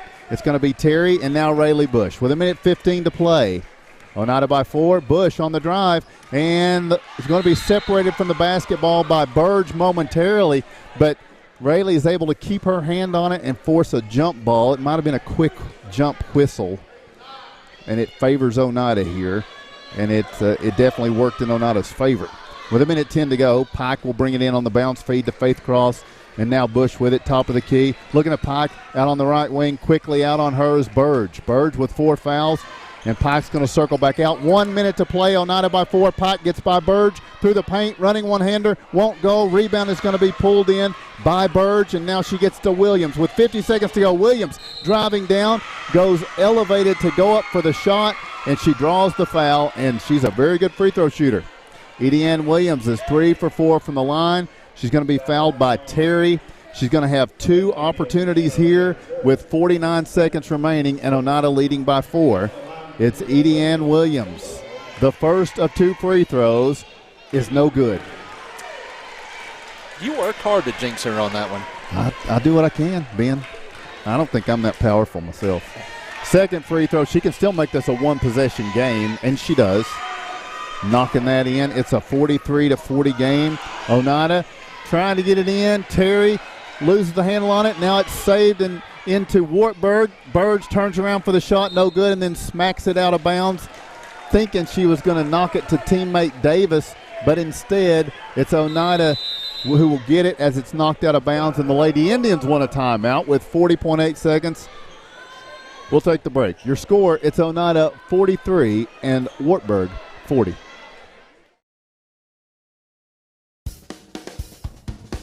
Banking is easier at United Cumberland Bank. ATM deposits, instant issue debit cards, and a mobile app that gives you full control are just a few reasons why more Scott Countyans are choosing United Cumberland Bank. This is Tammy Strunk, new accounts representative, and I would appreciate your business. Come see me and find out why more Scott Countyans are choosing United Cumberland Bank. Member FDIC. Welcome back to Oneida High School. There's 40.8 seconds left in this game in regulation. Oneida leads 43-40 over the Wartburg Lady Bulldogs here tonight. Wartburg 8-8, but 3-1 in district play. Oneida's 10-12, 1-3 in district play. This is their first meeting. They'll rematch a week from tomorrow night down in Wartburg. But for now, Oneida will bring it in with the 3-point lead. Wartburg full court pressure, cross looking, wants to get it into Bush, and it's batted out of bounds by Wartburg. Coach Devlin Markham, uncharacteristically vocal here. I'll tell you what, this is a very important game to these Lady Indians. What about that? So Faith Cross will bring it in. Side front court, and Selena Burge keeps creeping up on the sideline. Too close. The official is not down with it. And now Cross is going to lob it in and gets it to Rayleigh Bush with 40 seconds to play. Bush in front court, and from behind, Selena Burge tried to steal it, but instead it's going to be her 5th foul. That is not going to put Oneida at the line, but it is going to be the end of the night for Selena Burge, whose 6 points were big points in this second half. They will miss her. She exits, and Kaylee Crouch will check in with 36.6 seconds remaining. Oneida has a 3-point lead, looking to bring the ball in. Kelsey Pike gets it in to Analia Terry. Terry back over to Pike with 30 seconds to play. Pike guarded by Davis, puts the dribble down, hands it off to Rayleigh Bush. Bush now to Grace Shoemaker. Shoemaker to Kelsey Pike with 24 seconds to go. Pike's fouled. Well, Wartburg did not foul when they had an opportunity to not foul Kelsey Pike. And Keithley's going to pick up her second. So now Kelsey steps up for the front end of a 1-and-1. Pike's had her problems tonight with that ankle, but she stands in with 22.9 seconds remaining for a all-important front end of a 1-on-1. 1-and-1. That's what I'm trying to say. Pike eyes the mark. Free throws on the way. Good. Wow. 2-possession game. Despite the struggles, that's 15 points for Pike in limited time tonight. With 22.9 seconds, Oneida with a 4-point lead, 44-40. Here's Pike eyeing the mark for the second free throw. Good. And she'll be replaced by Rachel Elmore. Offensive-defensive substitution here, with 22.9 seconds remaining. Here is Wartburg with the basketball, 20 seconds to go. Crouch hits the trailing Davis. Davis spinning, loses the handle on it. Cross knocked it away. Faith Cross knocked it away, and precious seconds expire. It's going to be Wartburg's basketball, but it's a tie-up. Cross delaying the Wartburg shot attempt in a 2-possession game. Now Edie Ann Williams to work the ball in bounce, gets it to Davis, defended by Cross, bounce feed out to Keithley with 10 seconds. Keithley drives through, shot up, no good, rebound. Allie Smith gets it in the corner to Faith Cross with 6, 5, 4 seconds. She's fouled. That's it. Lady Indians are going to get this one. The foul from Olivia Davis is her third, and we'll walk to the other end. Faith Cross, who is 2 for 6 from the line tonight, going to shoot the front end of a 1-and-1 as Oneida, with 3.2 seconds remaining, is about to get a huge district victory here tonight. Free throw from Faith Cross is good. Wartburg, meanwhile, turns around and goes to Coalfield tomorrow night. No rest, as they will be weary from this. The second free throw from Faith Cross is good. It's a 3-possession game with 3 seconds to go. Wartburg gets it into Keithley. Keithley fires a long-range three that's no good, and Oneida comes away with a huge district victory here tonight. We will take a break as we tell you the final score. It's Oneida's Lady Indians 47, the Wartburg Lady Bulldogs 40.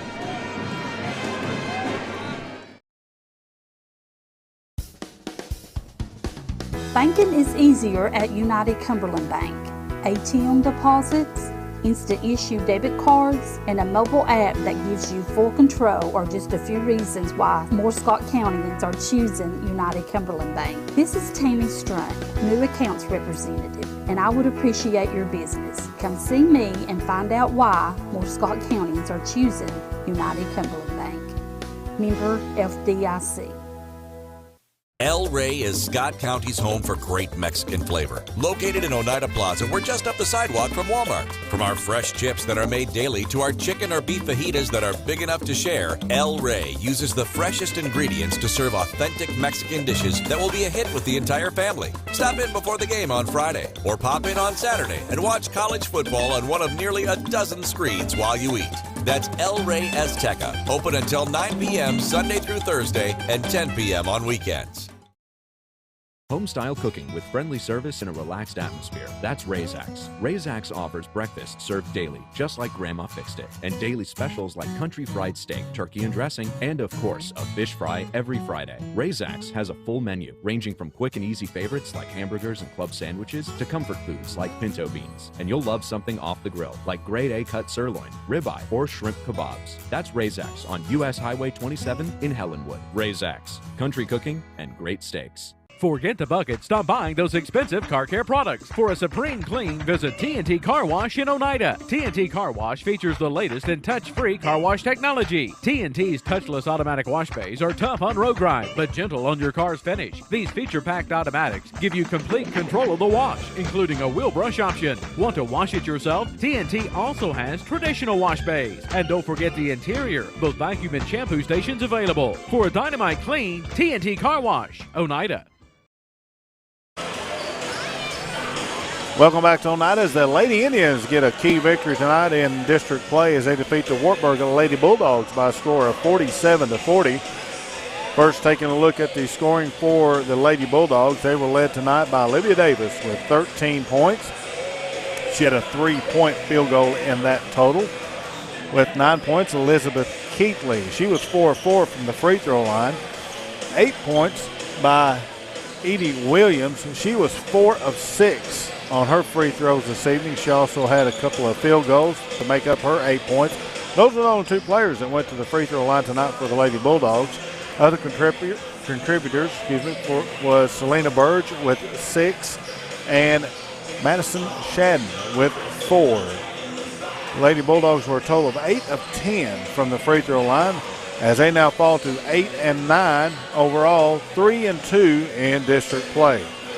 The Oneida Lady Indians, they were led by Kelsey Pike. She had 16 points. She had 3 3-point field goals, was 3 of 4 from the free throw line. With 6 points each was Faith Cross, Rayleigh Bush, and Analia Terry. Faith Cross was 4 of 8 on her free throws this evening. With 9 points was Grace Shoemaker, and all 9 of her points were 3-point field goals. She had 3 of them. Allie Smith with 2 and Rachel Elmore with 2. As a team, the Lady Indians were 7 of 16 from the free throw line. We'll go ahead and take another break and be back to Oneida right after this. Home improvement doesn't have to break the bank. At Salvage LLC, we have everything you need to finish your new home or to give a makeover to your existing home. From a full line of laminated and vinyl flooring to interior and exterior doors to crown molding and baseboards, start your next home project at Salvage LLC. Stop by and check out our model kitchen setup for ideas on how to take your kitchen from functional to stunning. Salvage LLC is located on Industrial Lane in Oneida. Open 8:30 a.m. until 5 p.m., Monday through Friday. Find us online at salvagellc.net. Odds are there's a Potter's Ace Hardware right in your neighborhood, with expert advice and the right tools and supplies to make your quick fixes even quicker. Around the block, what you need in stock, with people who know their stuff. Potter's Ace has a convenient location on Industrial Lane here in Oneida. Visit the helpful folks at Potter's Ace for all your home improvement needs. Potter's Ace, the helpful place. South Fork Physical Therapy is proud to support the Scott High Highlanders and the Oneida Indians. With offices in both Huntsville and Oneida, one of our 6 doctors of physical therapy are always close by. We regularly treat back and neck pain, general sprains and strains, vertigo or dizziness, TMJ disorders, as well as post-operative patients. We accept all insurances and flexible payment plans are available. At South Fork Physical Therapy, we strive to make your experience accessible, affordable, and enjoyable. Lumber King in Oneida, Tennessee is the region's one-stop shop for everything a DIYer might need. Carhartt apparel, rugged clothing that works as hard as you do. Lumber King Rental Center, a home for not only tools that a construction site might need, but heavy equipment that can get the hardest jobs done in no time. Here at Lumber King, we carry all of the essentials. Let us be your #1 source for everything construction. You can visit us at 20359 Alberta Street in Oneida, Tennessee. Because at Lumber King, we deliver. Welcome back to Oneida as Coach Marv West is now joining us. Ben Garrett. Coach West, I apologize that you have to talk to me. Tim is off getting popcorn. No, this is a breath of fresh air for me. I don't know about that. You were upset with your team in the first half. Not a lot of movement away from the basketball offensively, but after that, your team kind of settled in and found some way to score some points tonight. What was the difference? Well, we settled down. You know, we quit trying to force things that weren't there. We're really, right now, several of my guards are antsy with the ball. Footwork's not there. We're just overthinking things. And then when Kelsey went out, it honestly may have been a blessing for some of the other ones because we quit looking just to get the ball to her and we played. But against that matchup zone, you cannot just stand there and let them be right with you. You got to cut. What you're trying to do is get them, when they're doing these switches, you've got to make them indecisive. And we, at times, looked really good against it. And then at times we just went away from what was working. I felt like there was a lot of that standing around waiting to see what Kelsey was going to do. And then when she had to go out with the ankle injury, some of those kids did start to step it up. You forced Wartburg into 23 turnovers, I think, was the final total for Wartburg's night. But I think we tried to match them. You had 24. Okay. But that was in the second quarter when you made your run and took the lead.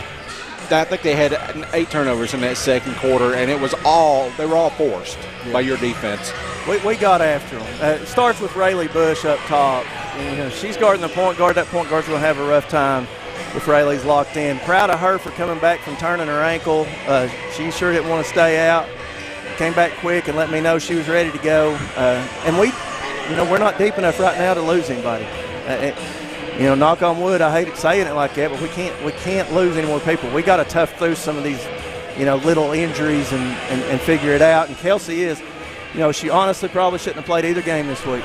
I mean, realistically, but she's worked her butt off therapy-wise and doing things on her own to get herself out here. And, I just told her I'll take what you can give, but I don't want you pushing it to where it's going to be an all-year thing. So after tonight's game, Coalfield and Wartburg are tied for second. You're a game back. Your teams always peak right at the right time. Well, you're within striking distance.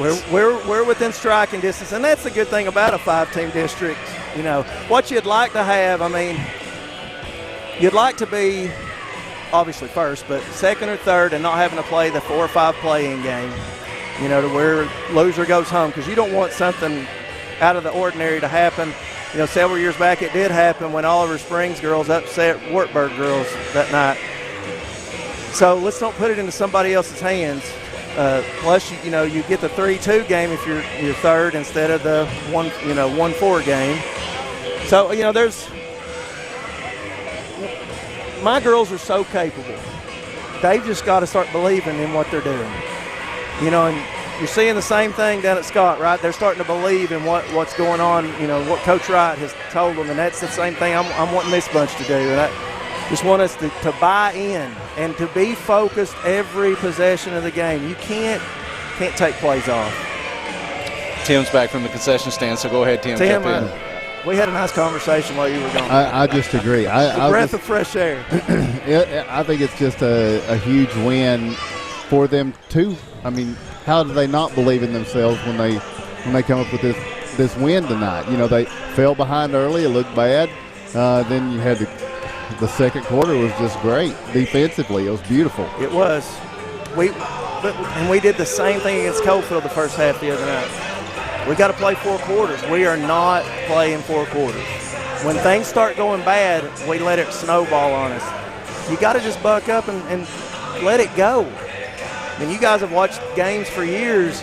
The best players could care less if they miss a shot, if they have a turnover, they just bounce back. And mine right now are just doubting themselves too much. But I'm proud of them, very proud of them. They saw a side of me they hadn't seen this year. I kind of went back to some old ways and lost my cool a little bit. But I told them, I said, this stuff matters to me. I'm not putting all this time in with you all for us just to come out and just give games away. I'm tired of it. I even heard Coach Markham raise his voice, and I don't know when I've heard that. He's done that a couple times this year. He never does that. It was a big win. Congratulations on it. Appreciate it. Rest up good. We'll see you Tuesday night against Jellicoe. We're taking tomorrow off. We're going to have a 3-day weekend and get some people better. All right, we'll see you Tuesday. El Rey is Scott County's home for great Mexican flavor. Located in Oneida Plaza, we're just up the sidewalk from Walmart. From our fresh chips that are made daily to our chicken or beef fajitas that are big enough to share, El Rey uses the freshest ingredients to serve authentic Mexican dishes that will be a hit with the entire family. Stop in before the game on Friday or pop in on Saturday and watch college football on one of nearly a dozen screens while you eat. That's El Rey Azteca, open until 9 p.m. Sunday through Thursday and 10 p.m. on weekends. Scenic Foods is about freshness, with meat cut in-store daily and special cut upon request. A deli that offers fresh meats and cheeses sliced to your choosing. A produce department offering fresh fruits and vegetables, and of course a full line of competitively priced groceries to meet your weekly shopping needs. Scenic Foods is about value and convenience. Don't have time to cook supper? Try our cheese sticks, pizza, and wings, as well as our fresh-made desserts and side dishes. Need to fill an empty pantry? We have all you need at Scenic Foods, located at 7352 Baker Highway in Huntsville. Located at 205 East 3rd Avenue in Oneida, Mark's Family Pharmacy is open 6 days a week with a drive-through window for your convenience. But we're more than just a pharmacy. Check us out for gift ideas like plush animals, Candleberry Company candles and fragrances, designer earrings, caps, toys, and more. There's something for everyone at Mark's Family Pharmacy. Open 8 a.m. to 6 p.m. Monday through Friday and 8 a.m. to noon on Saturday. A responsible local bank must branch out into the community it serves. At First National Bank, we realize a community bank must be a strong partner with the community. That's why First National Bank doesn't have branches, but roots that are deeply embedded in the fundamentals and foundations set forth in the past, with a vision for fostering the potential for the future. Since 1904, First National Bank has had only one focus: you. First National Bank. Your family, your future, your bank. Member FDIC. Welcome back to Oneida. We just got a few seconds here before we're going to take another break and get started with our boys action. What's on everybody's mind? If it's not basketball, it's the snow that's coming in. And CEO of the IH Sports Network is with us tonight. He's also the chief meteorologist of Scott County, Ben Garrett. Ben, what's your snow prediction? I'm not going to answer that until you start referring to me the right way. Oh, he just left. You really offended him. So, what, quarter of an inch? Is that what we're going to get? I'm going to say glorified dusting. So that could be anything from, that could be up to half an inch, right? But there won't be any school Saturday. There absolutely won't be school Saturday. So, no. You can't take a chance on can't take a chance on that type of thing. So no even hazardous travel for the roads, right? I wouldn't think so. I think the National Weather Service is forecasting up to an inch, but they neglected to issue a winter weather advisory for us. So typically, if the road conditions are going to deteriorate, they will go ahead and issue a winter weather advisory. All right, thank you, Ben, for that. And we're going to take a 1-minute break and be back for this one right after this.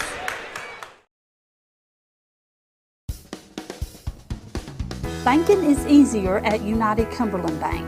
ATM deposits, instant issue debit cards, and a mobile app that gives you full control are just a few reasons why more Scott Countyans are choosing United Cumberland Bank. This is Tammy Strunk, new accounts representative, and I would appreciate your business. Come see me and find out why more Scott Countyans are choosing United Cumberland Bank. Member FDIC.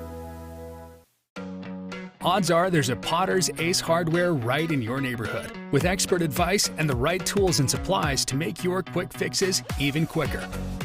Around the block, what you need in stock, with people who know their stuff. Potter's Ace has a convenient location on Industrial Lane here in Oneida. Visit the helpful folks at Potter's Ace for all your home improvement needs.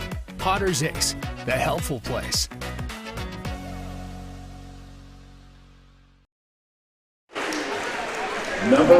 Welcome back to Oneida basketball.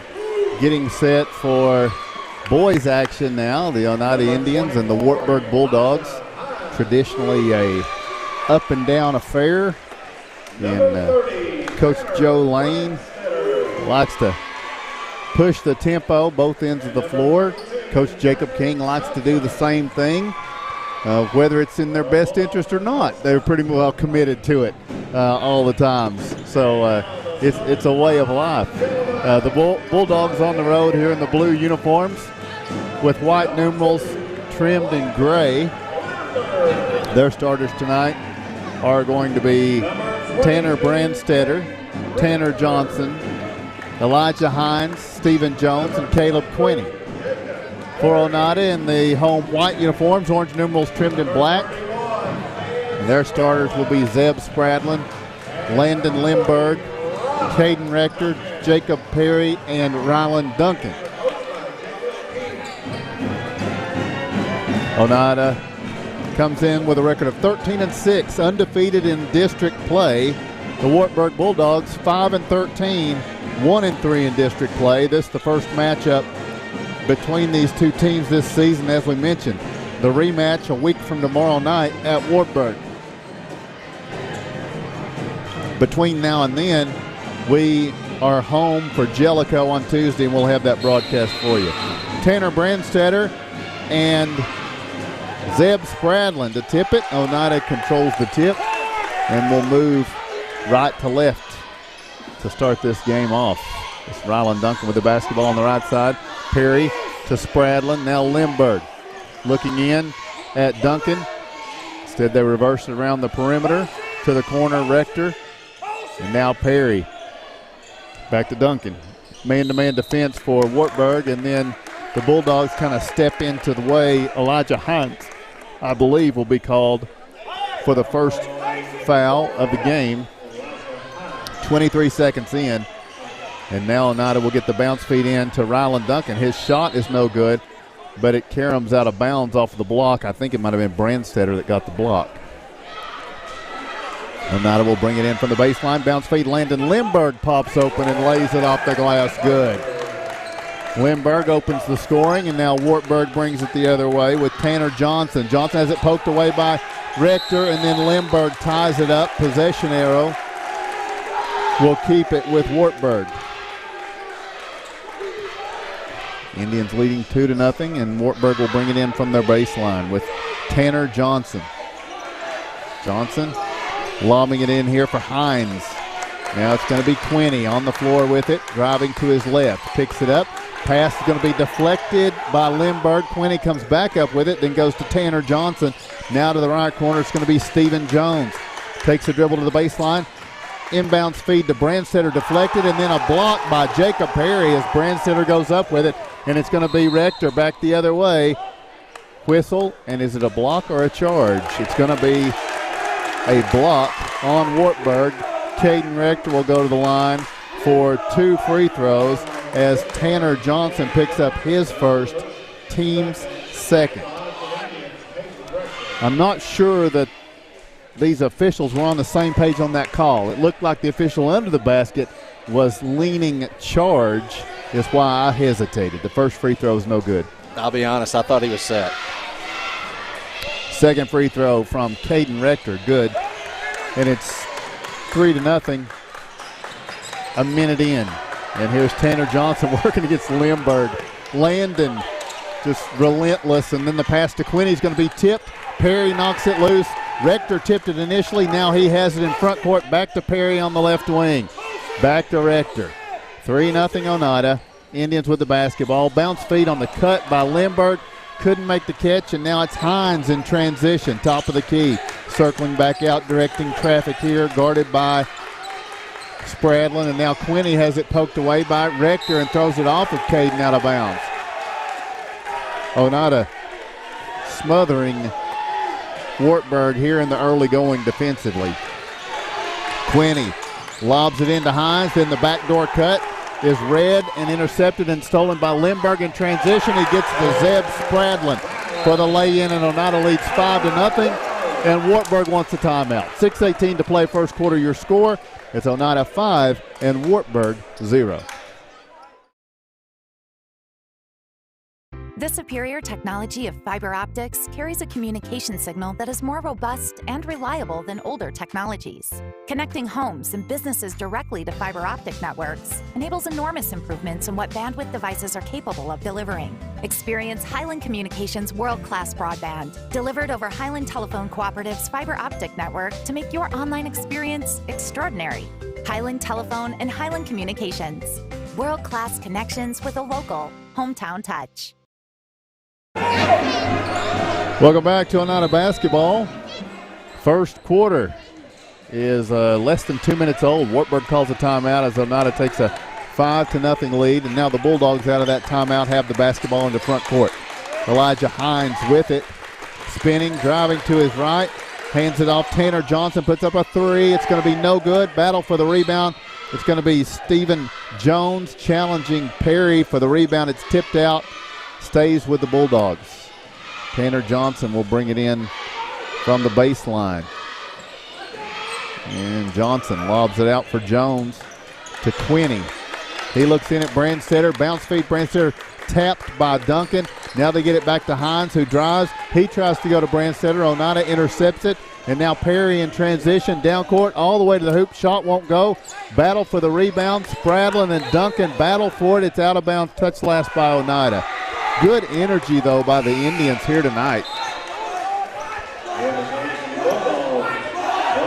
to start things off against Wartburg. Good student section, too. Maybe one of the best of the year. They cut them a deal on getting in tonight, I believe, $1 to get in. So now with the basketball for Wartburg, this is going to be Blaine Blaylock. He can't hang on to it. And Perry comes up with a loose basketball all the way to the other end. He'll lay it off the glass good. Jacob Perry has scored. Oneida leads 7-0, and Wartburg turns it over in transition as Jones. And another timeout for Wartburg. 5:22 to play in the first quarter. It's a full timeout. We'll take the break with your score. It's Oneida 7, Wartburg 0.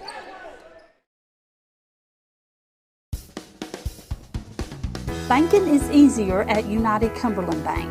ATM deposits, instant issue debit cards, and a mobile app that gives you full control are just a few reasons why more Scott Countyans are choosing United Cumberland Bank. This is Tammy Strunk, new accounts representative, and I would appreciate your business. Come see me and find out why more Scott Countyans are choosing United Cumberland Bank. Member FDIC.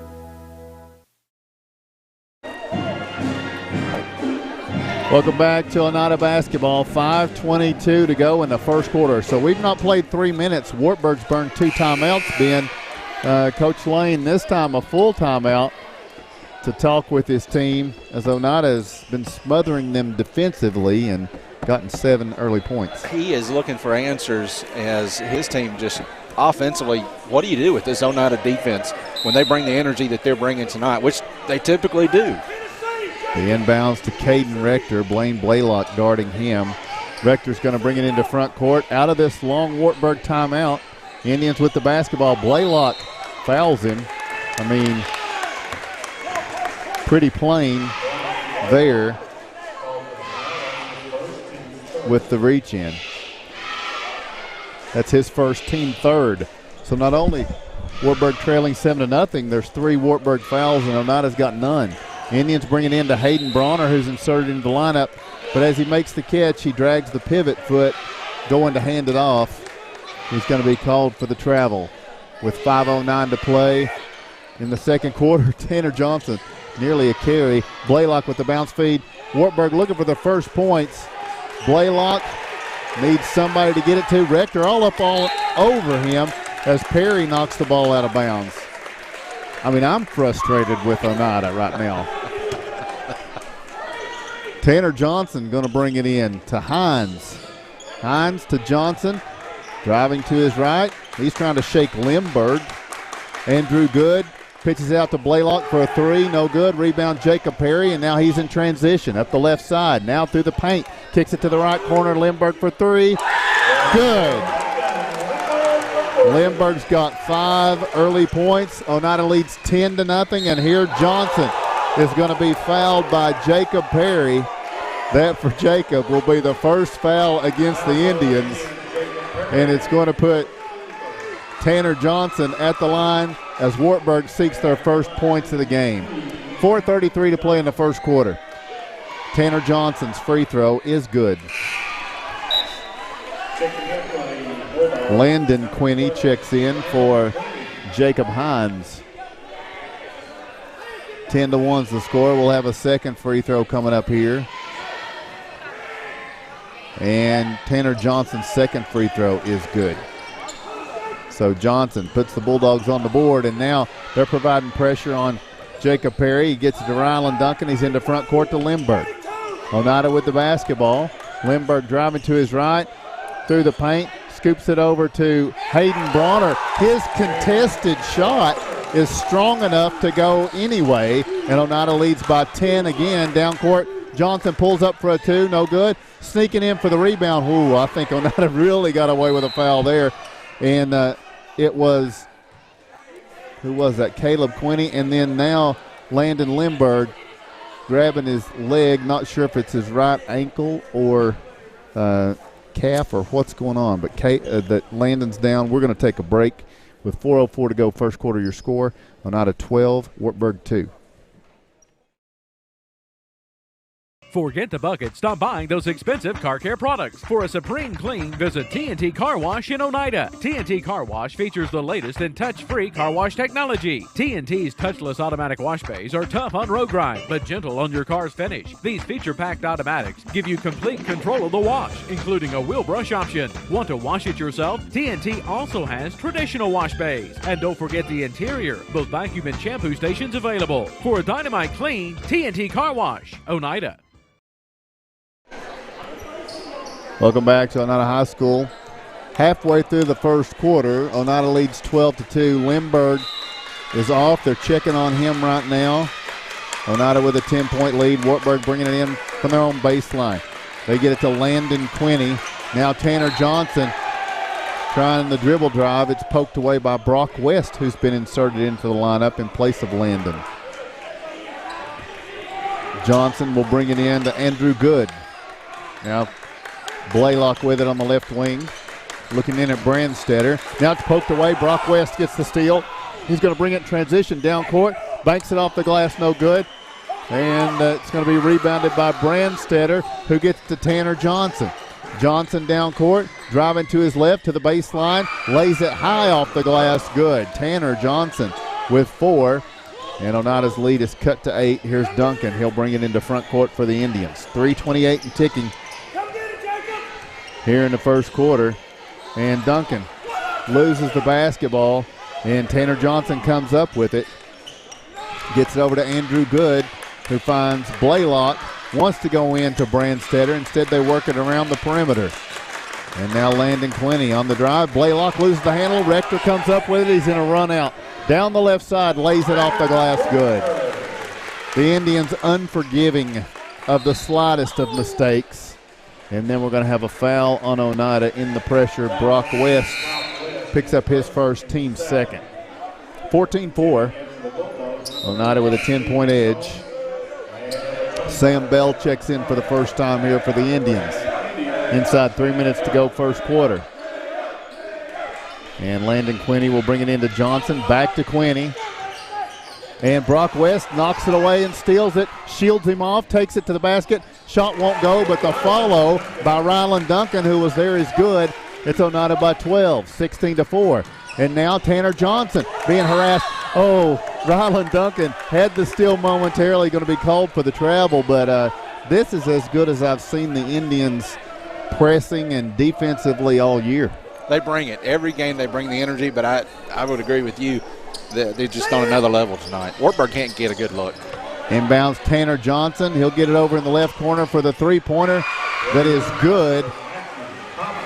And that shot is Matthew Thomas for three. But then there's a foul on Wartburg's Landon Quinney.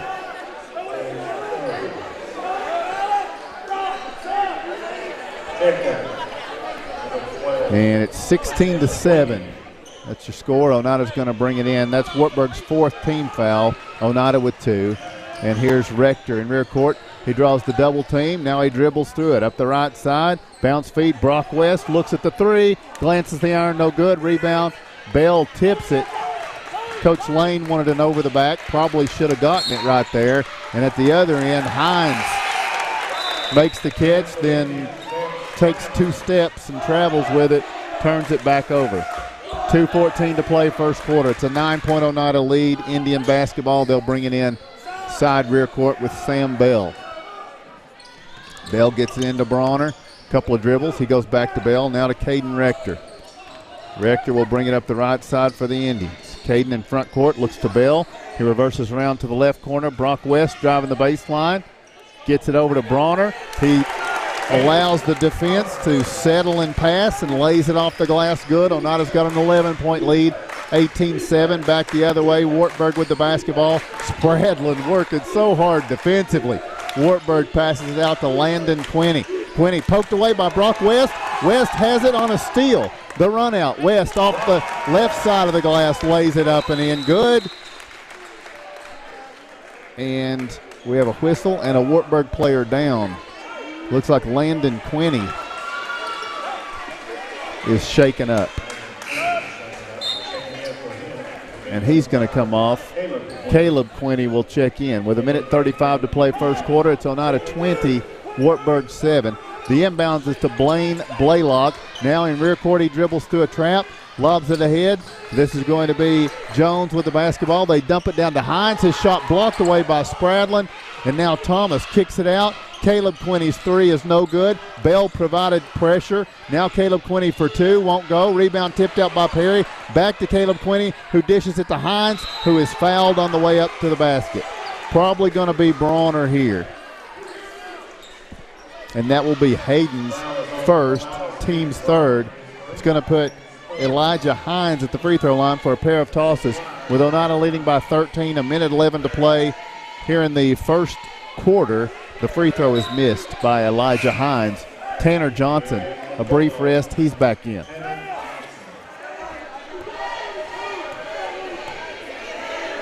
Second free throw from Elijah Hines. Won't go. Rebound.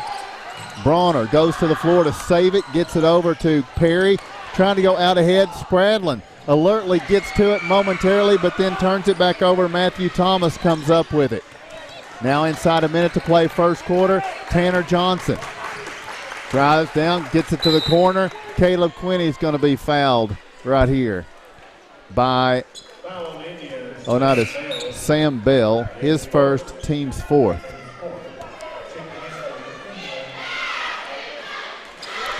And now it will be Tanner Johnson, side front court. Lobs it into Hines. Wanted to do the give and go to Johnson. He didn't go. Miscommunication there, and Wartburg turns it over. 49 seconds to play.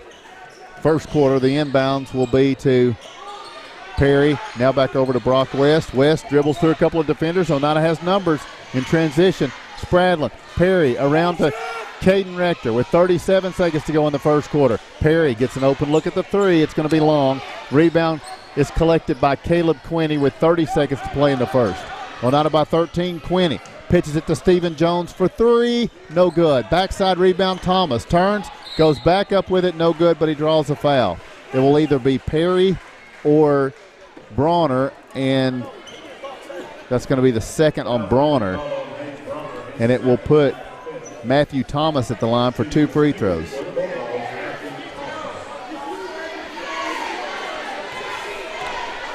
In a 13-point game, Matthew Thomas's first free throw is good. 20-8. He'll have a second opportunity here. Thomas toes the line.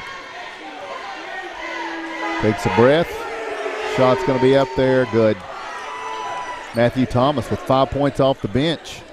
Doing a nice job for the Bulldogs in relief duty. Here's Brock West into front court. He pitches it back to Caden Rector. 10 seconds to play first quarter. Oneida slated to get the ball to start the second. Here's Perry looking in at Duncan. He's going to be fouled on a push by Matthew Thomas. That will be the 5th team foul on Wartburg. 5 seconds to go here in this first quarter. Oneida will bring it in from the baseline. Tanner Brandstetter will check in for Thomas. Jacob Perry will work the ball inbounds. Oneida's got 5 seconds. The inbounds, Rector makes the catch with 4, 3, 2. Baseline jumper, no good. The tip by Spradlin, no good. And that's the end of the first quarter play. We'll take the break, telling you the score after 1. It's Oneida 20, Wartburg 9.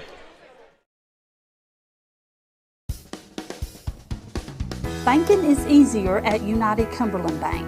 ATM deposits, instant issue debit cards, and a mobile app that gives you full control are just a few reasons why more Scott Countyans are choosing United Cumberland Bank. This is Tammy Strunk, new accounts representative, and I would appreciate your business. Come see me and find out why more Scott Countyans are choosing United Cumberland Bank. Member FDIC. Located at 205 East 3rd Avenue in Oneida, Mark's Family Pharmacy is open 6 days a week with a drive-through window for your convenience. But we're more than just a pharmacy. Check us out for gift ideas like plush animals, Candleberry Company candles and fragrances, designer earrings, caps, toys, and more. There's something for everyone at Mark's Family Pharmacy. Open 8 a.m. to 6 p.m. Monday through Friday and 8 a.m. to noon on Saturday.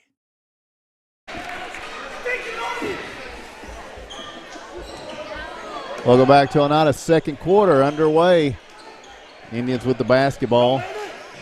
7:50 to go here in the first half. Oneida with an 11-point lead to open the quarter. Caden Rector with the basketball working against Caleb Quinney. Pass goes over to Jacob Perry. Indians defense in that first quarter just smothering. Lindbergh back on the floor. That's good to see as he went down with injury. Now the dump down to Rylan Duncan, who turns and lays it up and in. Oneida out by 13 now. Tanner Johnson will bring it up the left side for the Bulldogs. Circling back, free throw line, pulls up for the jumper. Good. He is. What a very good player, Tanner Johnson. He's got 6, and now Lindbergh fights through contact, takes it down, lays it off the glass. No good. Tip. Good by Zeb Spradlin, and Oneida wants a timeout. 7:10 to play in the first half. Your score, it's Oneida 24 and Wartburg 11.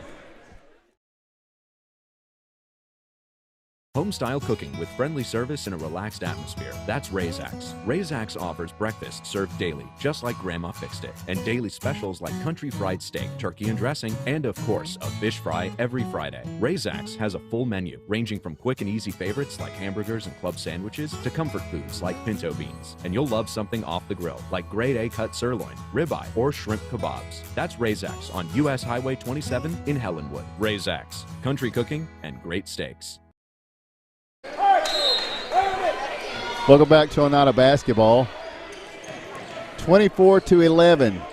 Indians lead by 13. 7 minutes to play here in the first half. Wartburg gets it ahead to Hines. Hines steps back, thought about the three, goes to Tanner Johnson, starts right, goes left, pulls up at the free throw line, and you just expect that to go with Tanner Johnson. It didn't go, though. Rebound is going to be Jacob Perry, back the other way, little hesitation dribble at the line. Kicks it to Spradlin, and now Rector attacks the paint, lays it up there a little bit short. Rebound's going to be Hines. Hines up the left side, and it's going to be to the corner with Kane Wilson as he goes back out. Oneida deflects it out of bounds. Mark texts me. He's watching the game somewhere. He texted me long enough to know that there was a blown call by one of the officials. He didn't say exactly which one it was. It was on Jacob Perry. Here's a three-pointer up, no good. Rebound Perry, out ahead to Spradlin. Spradlin takes it to the other end, lays it off the glass. Good. Zeb Spradlin with 6. Oneida by 15. 26-11 is the score. Mark will be back with us Tuesday here against Jellicoe. And now here's a steal for Jacob Perry. And down court, it's going to be tipped away by Caleb Quinney. Out of bounds. Oneida maintains possession. I know you're thankful for that. You had Jason Terry on Tuesday night, and I'm sitting here tonight, and you're saying, man, I miss Mark. I always miss Mark. You all shouldn't take that personal. 6:11 to go in the first half. Inbounds, Rylan Duncan makes the catch, goes around a defender, loses his balance here because of a block is the ruling. They're going to say that Brandstetter caused the stumble with a trip. Got his knee out there is what the official told Coach Lane. So Oneida will bring it in under the basket. That's the 16th foul. Indians will move into the bonus for the final 6:08. And the bounce feed in to Jacob Perry. He makes the catch, circles back out, gets it to Caden Rector in the left corner. Bronner posting down low. Now he's going to get the basketball fed in by Lindbergh. Bronner turns and hooks the shot up there good. Hayden was 6. Oneida leads by 17 now. 28-11. Back the other way, Caleb Quinney in the left corner. To Tanner Johnson, who peels off a screen for a three. That's just going to be an air ball, and this largest Oneida student section of the season going to let him hear about it. They're trying to get ahead of the game because traditionally the best student section in all the district resides down in Wartburg. There, I said it. They've been that way for a long time. Oneida's doing a good job here tonight, though, from the stands. And now the lob down. What a catch by Hayden Bronner, and then he gets the shot to go. If Mark's watching, he's going crazy because everybody knows Hayden's his favorite. He makes no secret about that. And it's Oneida by 19, 30-11. Back the other way. Lawson Swint. And now a steal by Hayden Bronner and then a foul by Brandstetter.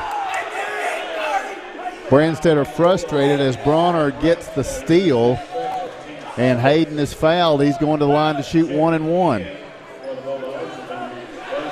Now Hayden can get under your skin, but it's not because he's malicious. It's because he won't stop hustling. He won't stop getting position and rebounding.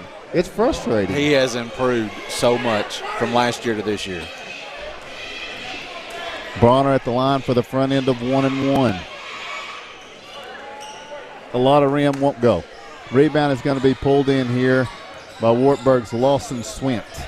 And now Blaylock into front court. Pass goes over to Good. Andrew Good here to Swint. He wants to drive to his right.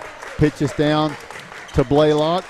Now back to Andrew Good. Oneida by 19 with 4:49 to go. And now Thomas bodying up against Bronner. There's a battle going on down there as Swint drives and shoots the two. It's good. And Oneida will bring it the other way.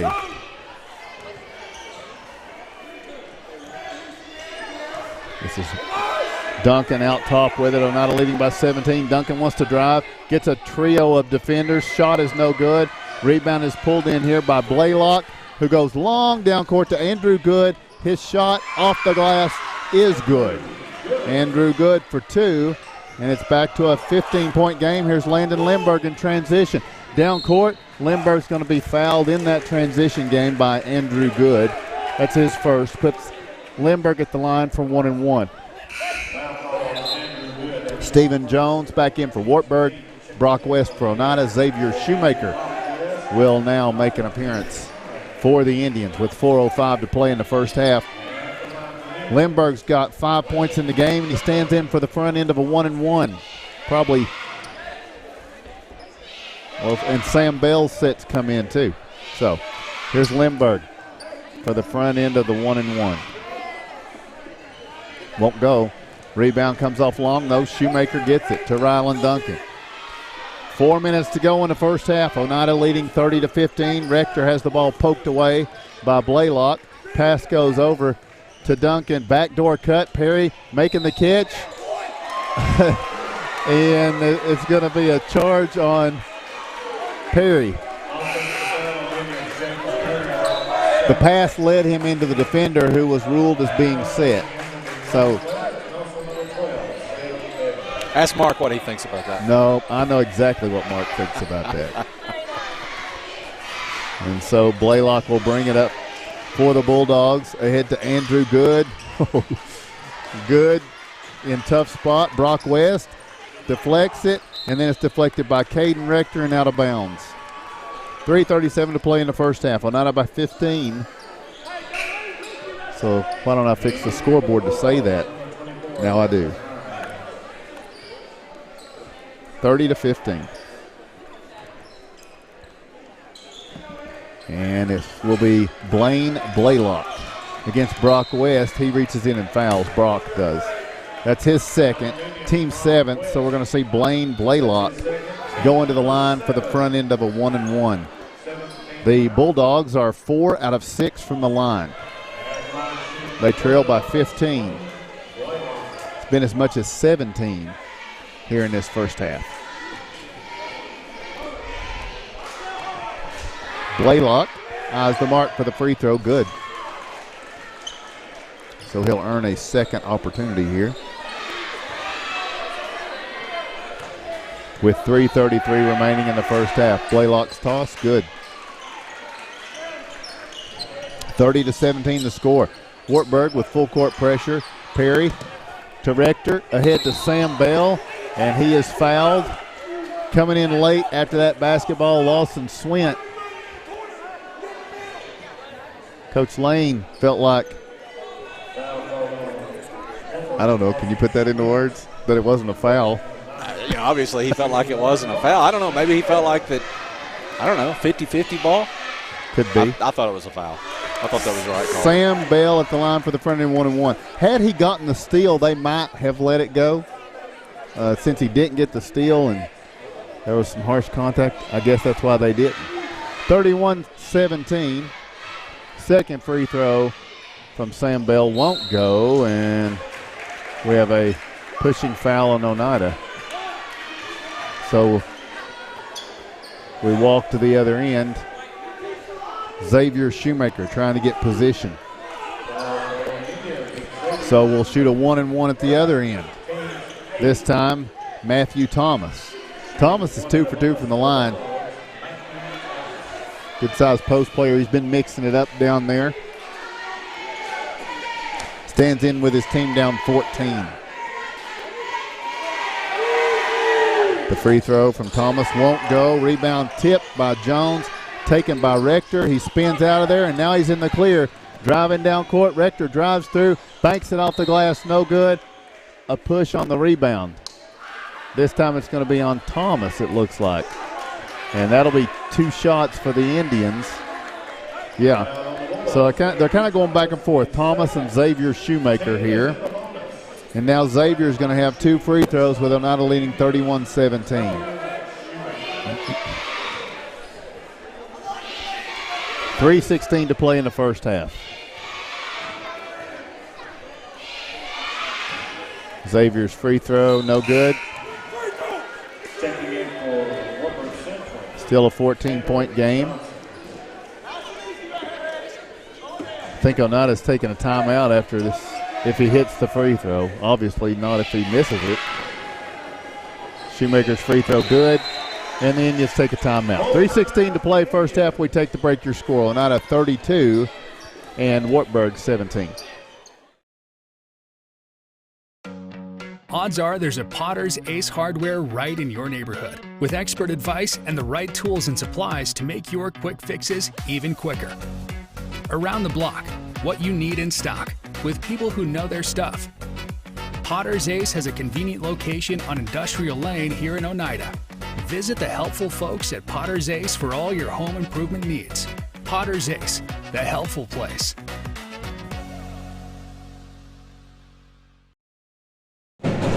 Who won the girls? Welcome back. 3:16 to play in the first half. Oneida leads 32-17. What you got, Ben?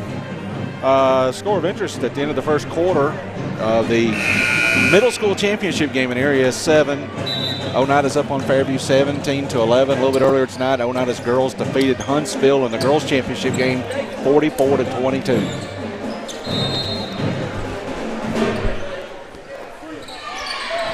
Wartburg with the basketball, down 15.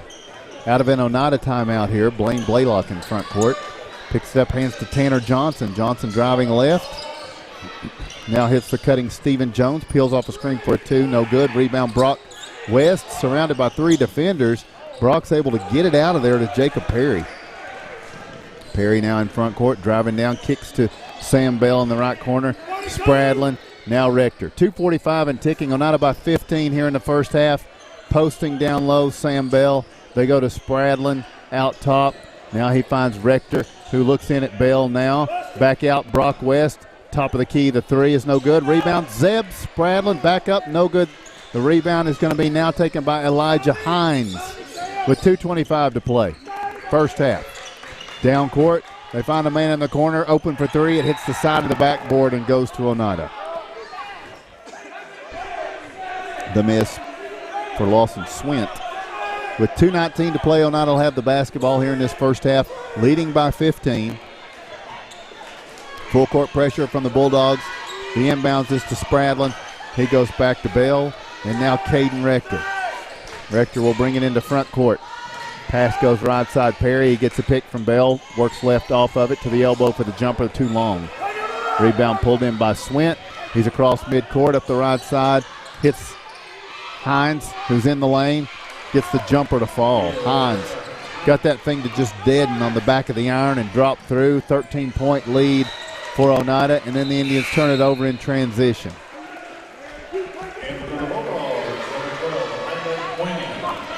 With 1:51 to go in the first half, Wartburg will bring it forward. Blaine Blaylock, his team down 13.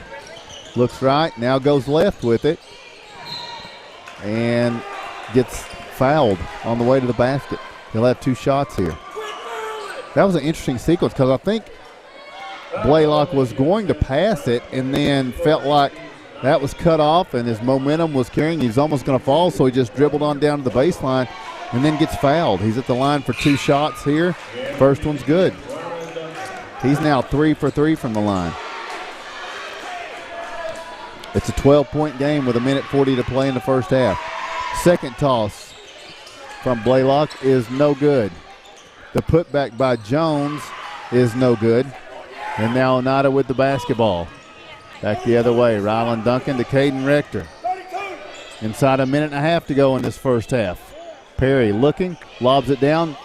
Duncan makes the catch, drives the baseline. Shot is good, and he draws a foul. Sliding in trying to get the charge, Landon Quinney, but instead he'll pick up a block.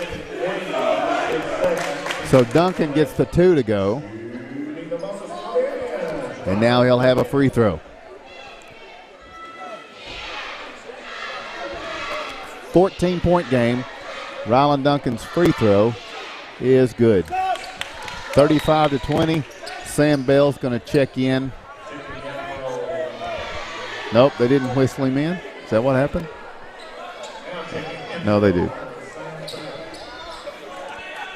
Okay, 1:23 to play first half. Here comes Wartburg down 15.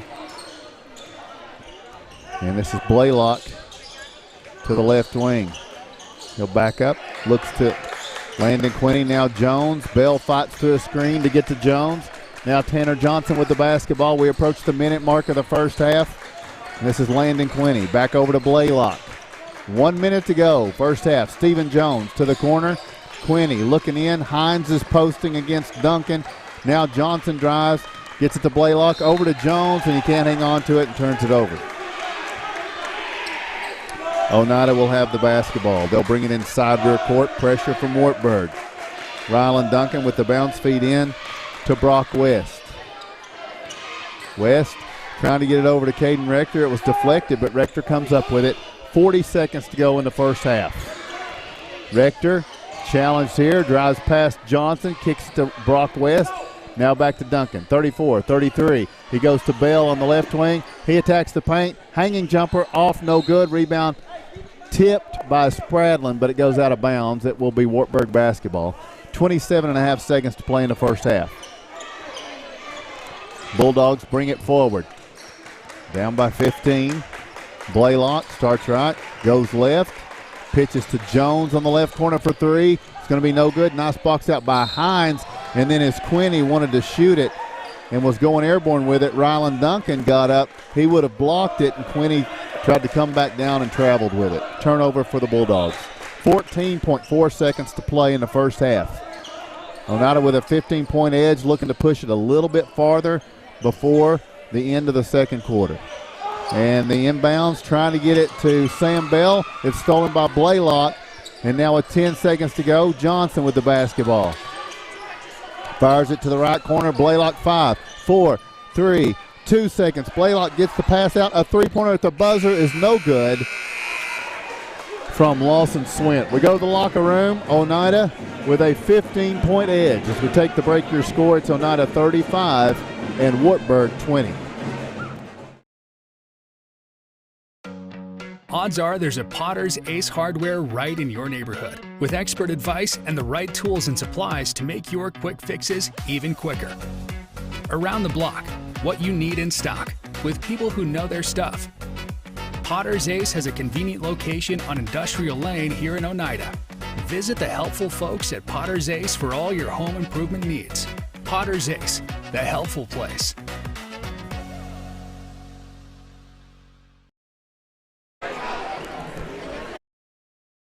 A responsible local bank must branch out into the community it serves. At First National Bank, we realize a community bank must be a strong partner with the community. That's why First National Bank doesn't have branches, but roots that are deeply embedded in the fundamentals and foundations set forth in the past, with a vision for fostering the potential for the future. Since 1904, First National Bank has had only one focus: you.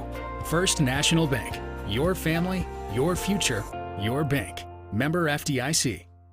South Fork Physical Therapy is proud to support the Scott High Highlanders and the Oneida Indians. With offices in both Huntsville and Oneida, one of our 6 doctors of physical therapy are always close by. We regularly treat back and neck pain, general sprains and strains, vertigo or dizziness, TMJ disorders, as well as post-operative patients. We accept all insurances and flexible payment plans are available. At South Fork Physical Therapy, we strive to make your experience accessible, affordable, and enjoyable. Located at 205 East 3rd Avenue in Oneida, Mark's Family Pharmacy is open 6 days a week with a drive-through window for your convenience. But we're more than just a pharmacy. Check us out for gift ideas like plush animals, Candleberry Company candles and fragrances, designer earrings, caps, toys, and more. There's something for everyone at Mark's Family Pharmacy.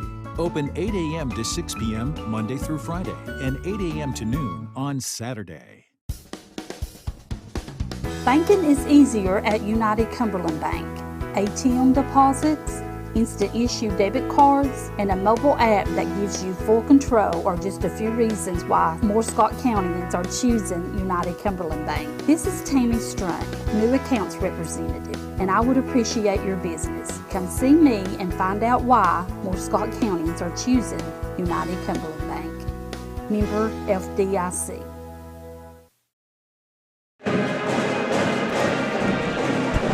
Welcome back to Oneida as the Indians enjoy a 15-point lead here at halftime, 35-20 over the Wartburg Bulldogs. Taking a look at our first half scoring, pretty balanced across the board for both teams. Leading scorer for Wartburg with 6 points is Tanner Johnson. He is 2 of 2 on his free throws and in 2 regular field goals to go for that 6. With 5 was Matthew Thomas. He was 2 of 3 from the free throw line. With 3 points, Blaylock, and then 2 points each by Swint, Good, and Hines. As a team, the Bulldogs were 7 of 11 on their free throws there in the first half. For the Oneida Indians, we have 9 players scoring tonight in the first half, so great scoring off the bench as well as your starters. Leading the way, Hayden Bronner scores 8 points. He went to the free throw line once, was 0 for 1 there, and scored 4 field goals for his 8 points. With 6 points each, Zeb Spradlin and Rylan Duncan. Rylan Duncan was 0 for 1 at the free throw line. Other contributors for the Indians, Jacob Perry with 2, Landon Lindberg with 5, Caden Rector with 3, Brock West with 2, Xavier Shoemaker 1, Sam Bell with 1. As a team, the Indians still have some struggles from the free throw line as they were 3 from 9 in that first half. We'll take another break and be back to Oneida right after this. El Rey is Scott County's home for great Mexican flavor. Located in Oneida Plaza, we're just up the sidewalk from Walmart. From our fresh chips that are made daily to our chicken or beef fajitas that are big enough to share, El Rey uses the freshest ingredients to serve authentic Mexican dishes that will be a hit with the entire family. Stop in before the game on Friday or pop in on Saturday and watch college football on one of nearly a dozen screens while you eat. That's El Rey Azteca, open until 9 p.m. Sunday through Thursday and 10 p.m. on weekends. Home improvement doesn't have to break the bank. At Salvage LLC, we have everything you need to finish your new home or to give a makeover to your existing home. From a full line of laminated and vinyl flooring to interior and exterior doors to crown molding and baseboards, start your next home project at Salvage LLC. Stop by and check out our model kitchen setup for ideas on how to take your kitchen from functional to stunning. Salvage LLC is located on Industrial Lane in Oneida. Open 8:30 a.m. until 5 p.m., Monday through Friday. Find us online at salvagellc.net. Forget the bucket. Stop buying those expensive car care products. For a supreme clean, visit T&T Car Wash in Oneida. T&T Car Wash features the latest in touch-free car wash technology. T&T's touchless automatic wash bays are tough on road grime, but gentle on your car's finish. These feature-packed automatics give you complete control of the wash, including a wheel brush option. Want to wash it yourself? T&T also has traditional wash bays. And don't forget the interior, both vacuum and shampoo stations available. For a dynamite clean, T&T Car Wash, Oneida. The superior technology of fiber optics carries a communication signal that is more robust and reliable than older technologies. Connecting homes and businesses directly to fiber optic networks enables enormous improvements in what bandwidth devices are capable of delivering. Experience Highland Communications' world-class broadband, delivered over Highland Telephone Cooperative's fiber optic network to make your online experience extraordinary. Highland Telephone and Highland Communications. World-class connections with a local, hometown touch. Welcome back to Oneida. The Indians lead here at halftime 35-20. With us tonight is Ben Garrett, IH Sports Network Director. And Ben, there is... He can't decide. You cannot decide on a title. I say all kinds of stuff. Of course, if you're watching, you know what avenue you're watching on, but there's like 4 or 5 different ways they can watch, correct? There is. Every game, Oneida and Scott High, is on YouTube on the IH Sports Network's YouTube channel, which you can go to YouTube and search IH Sports Network, or if you want to type in the URL, it's youtube.com/IH /C/IH Sports Network. Not that anybody's going to remember that, but that's how you find it. And every game is on YouTube on that IH Sports Network channel. And then on Facebook, it kind of goes back and forth depending on which team is at home and which team's on the road. But we got two Facebook pages. One of them's the Independent Herald, and the other one's the IH Sports Network. And every game will be on one or the other on there as well. No matter what, you can go to ihsports.net, and you can watch the games there through your internet browser, or you can also go from ihsports.net to the Facebook and YouTube links as well. And if you want us to periodically check in and get a scoring update, you can do that on OHS Indian Radio and on Twitter at what is the Twitter address? OHS Radio. OHS Radio. All right, we'll take another break and be back to Oneida right after this.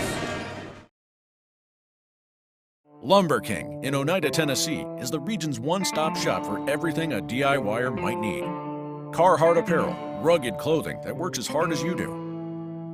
Lumber King Rental Center, a home for not only tools that a construction site might need, but heavy equipment that can get the hardest jobs done in no time. Here at Lumber King, we carry all of the essentials. Let us be your #1 source for everything construction. You can visit us at 20359 Alberta Street in Oneida, Tennessee. Because at Lumber King, we deliver. Scenic Foods is about freshness, with meat cut in-store daily and special cut upon request. A deli that offers fresh meats and cheeses sliced to your choosing. A produce department offering fresh fruits and vegetables, and of course a full line of competitively priced groceries to meet your weekly shopping needs. Scenic Foods is about value and convenience. Don't have time to cook supper? Try our cheese sticks, pizza, and wings, as well as our fresh-made desserts and side dishes. Need to fill an empty pantry? We have all you need at Scenic Foods, located at 7352 Baker Highway in Huntsville.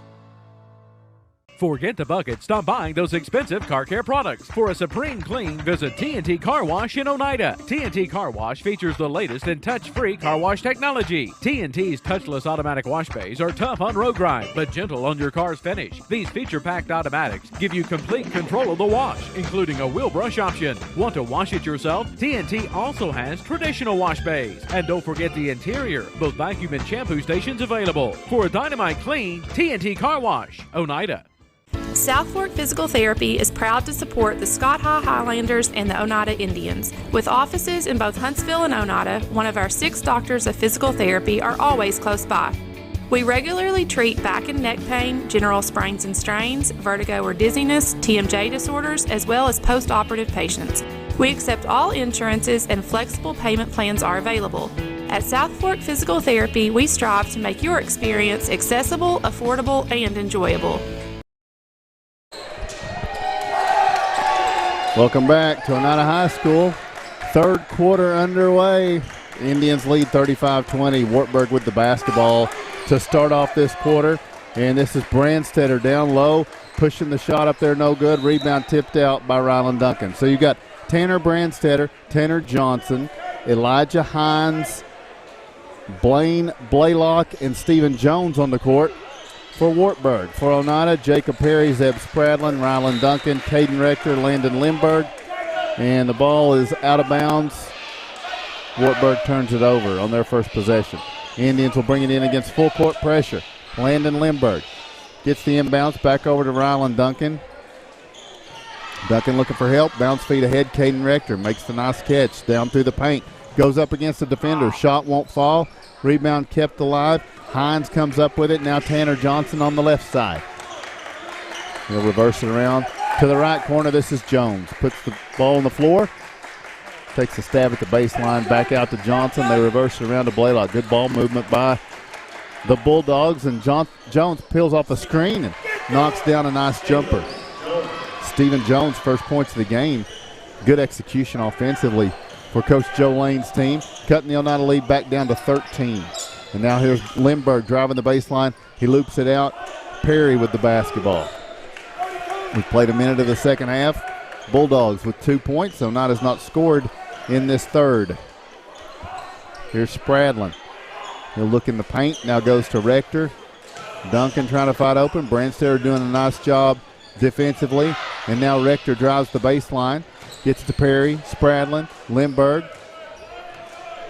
Wartburg working hard defensively, doing a nice job.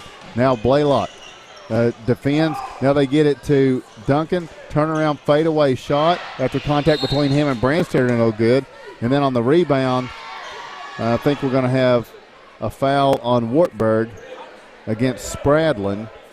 And that will be, no, change that. It's Hines. Elijah Hines second, team's first. And then Rylan Duncan,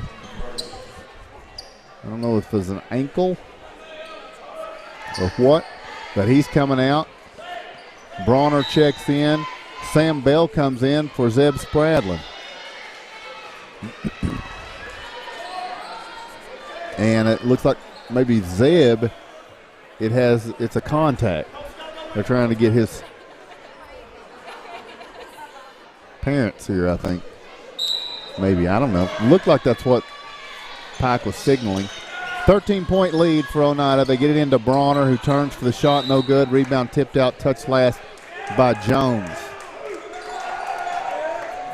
So Oneida had that frenetic start to the game, defensively just all over things.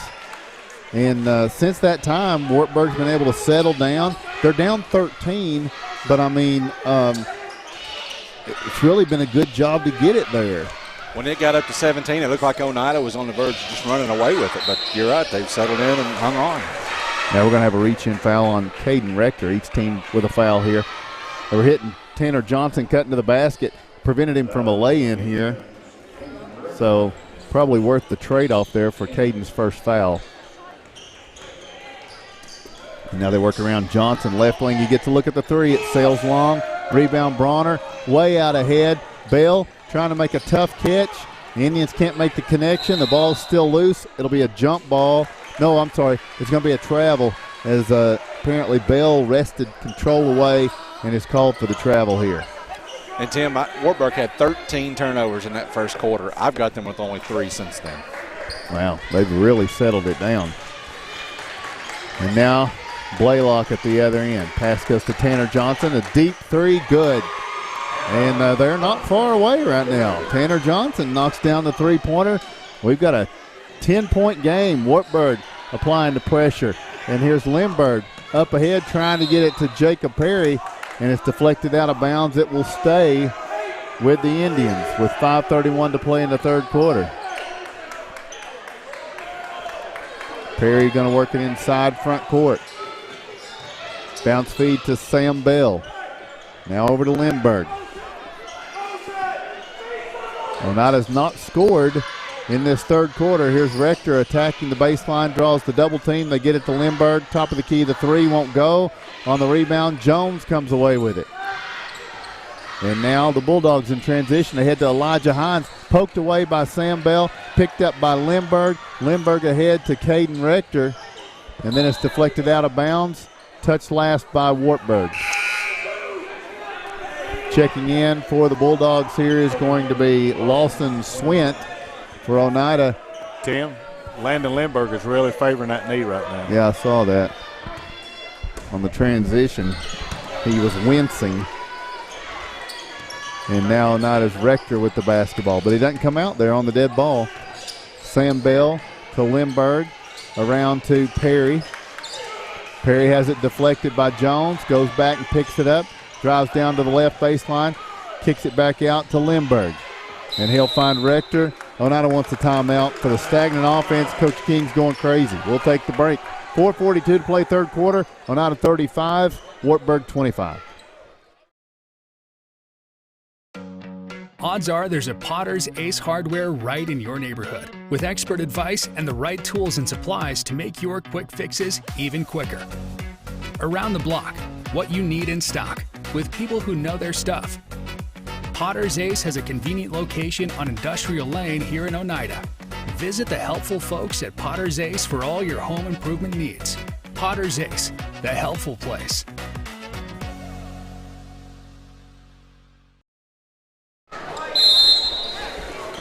Welcome back. Third quarter, 4:42 remaining. Here's a three-pointer out of the timeout for Oneida. Jacob Perry knocks down a three, makes it 38-25.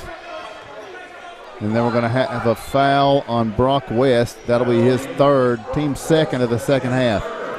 Here comes Blaine Blaylock with the basketball for the Bulldogs. Week from tomorrow night, Oneida at Wartburg. Oneida Lady Indians come up with a big win earlier tonight. Boys trying to secure a victory here as they lead by 13. And now Perry's going to be fouled in the transition by Tanner Brandstetter. That will be his third foul. Team's second. Matthew Thomas will check in for the Bulldogs. Indians looking for their 14th win and looking to stay undefeated in the district. They will have played everybody in the district after this game against Wartburg. What do we have? I think he stepped on the baseline. I got you.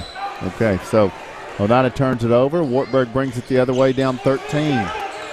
Blaylock to the corner to Jones. Bounce feed in to Thomas. 3 seconds. Matthew Thomas had that back left foot in the paint for too long. Coach Lane does not agree. He said it wasn't even across the timeline for 3 seconds.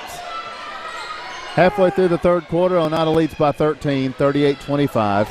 And Jacob Perry will bring it into front court.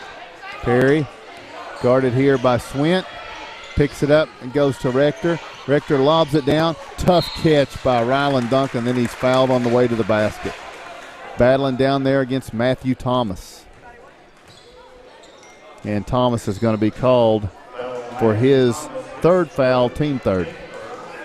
Ryland Duncan will go to the free throw line for a pair of tosses here. First one is no good. Caleb Quinney back on the floor. Stephen Jones exits. Ryland Duncan's second free throw. It's on the way, no good. On the rebound, a pushing foul. It will be against Zeb Spradlin. His second, team's third. Wartburg will bring it in against Oneida. Full court pressure here. And it will be Swint to get it into Blaylock. Blaylock will get it into front court. Loses the handle on it. Now gets the bounce feed. Tanner Johnson drives to his left, pulls up for the hanging jumper. Duncan got a hand in his face. He misses, and Duncan gets the rebound. Still a 13-point Oneida lead. Trying to get it to Brock West in the corner. Passed a little bit too tall, and Oneida turns it right back over.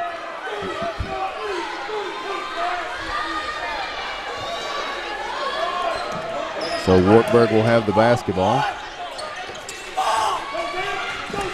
And Blaylock will bring it into front court. This is Blaylock to the corner. Quinney driving, tries to get it to Blaylock. Ball's loose. It's going to be Caden Rector in the run out against Johnson. Puts a shot off the glass good. That was a tough shot. Caden Rector gets it to go. Back to a 15-point game. At the other end, Caleb Quinney's pass is deflected by Jacob Perry, and Matthew Thomas contacts him on the way out of there and picks up his fourth foul. Thomas, one of those guys for Wartburg. He might be a starter, but I think Coach Lane brings him in because of the amount of fouls that he accrues. He can't actually start him. He has to insert him when he can through the lineup. He reminds me, we've had those types of situations before in the past too. Here's Ryland Duncan. Oh, probably, did he get away with? Oh, he got away with a charge. Ryland kind of lowered his shoulder into Hines. Gets the two, and he'll go to the line for one, and Hines is going to be tagged for the foul. That's a tough one. Text Mark Matthews and ask him what he thinks about that call. Oh, he thinks it was exactly right. He's 100% down with that one. Free throw from Ryland Duncan is good. She's explaining it to Coach Lane, but I don't think she's going to convince him. And now Blaylock's going to bring it the other way. In an 18-point game now. Blaylock for three. They needed that one. No good. Rebound is going to be Perry. And now Perry will bring it into front court on the run to Ryland Duncan, bullying his way in against Tanner Johnson. And they are going to call him this time for getting that elbow out in front. Rylan Duncan's first foul that has been called.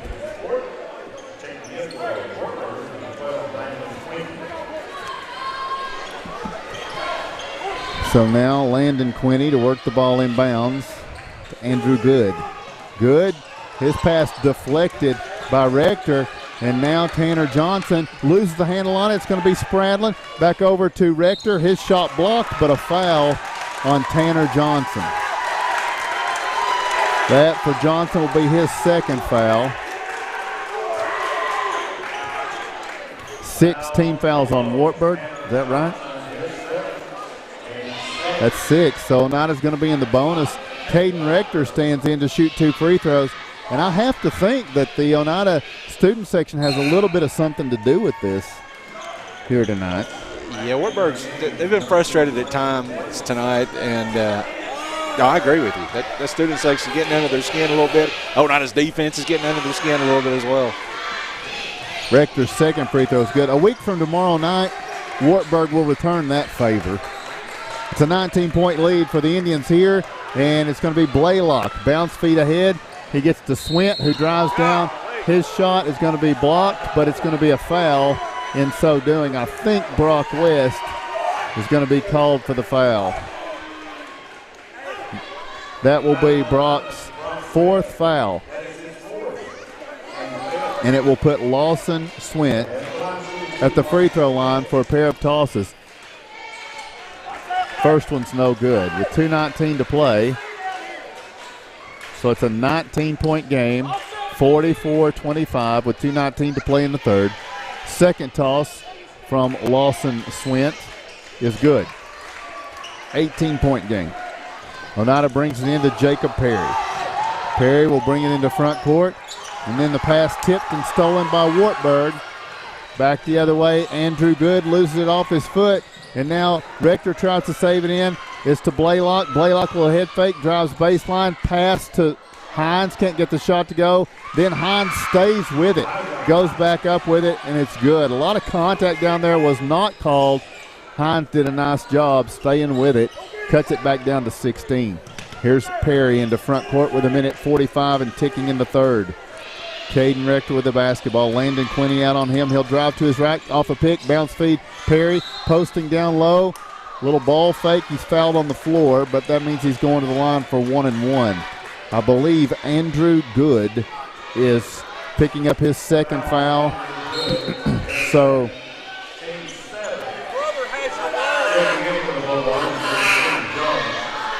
it will be Jacob Perry to the line for the front end of 1-and-1 with 1:38 to play.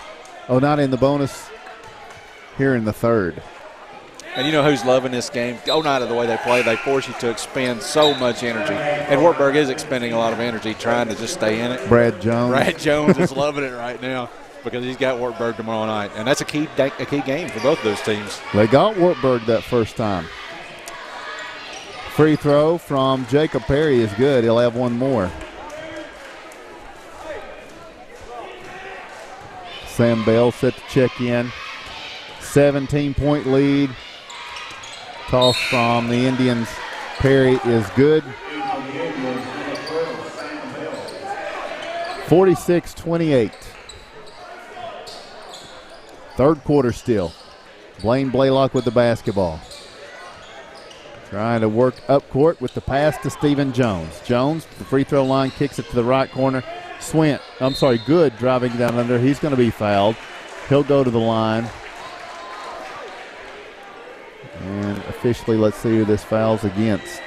Hayden Bronner picking up his third.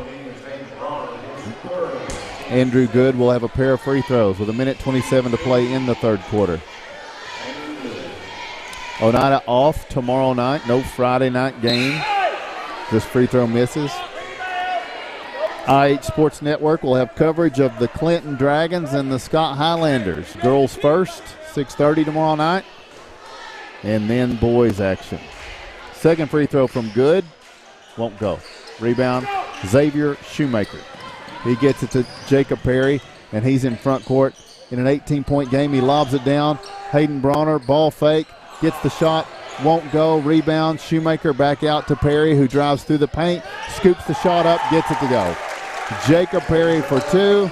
He's got 9. Oneida leads by 20 with a minute to go in the third. And here's Landon Quinney into front court. Down to the corner, good. Bounce feed, Hines backing in against Shoemaker. Gets position, but first time doesn't go. Second time he's fouled by Jacob Perry. Perry picks up his third. And that will put Elijah Hines at the free throw line for a pair of tosses. He's got 4 points in the game, 0 for 2 from the line. This free throw, though, is good for Hines. Next Friday night when we're at Wartburg, we won't be bringing you pictures. It's just going to be an audio broadcast. Is that correct, Ben? I think that is correct. Yep. Second free throw for Elijah Hines is good. 18-point Oneida lead with 45 seconds to play in the third. We'll ask and see what happens. And here is a foul against Caden Rector.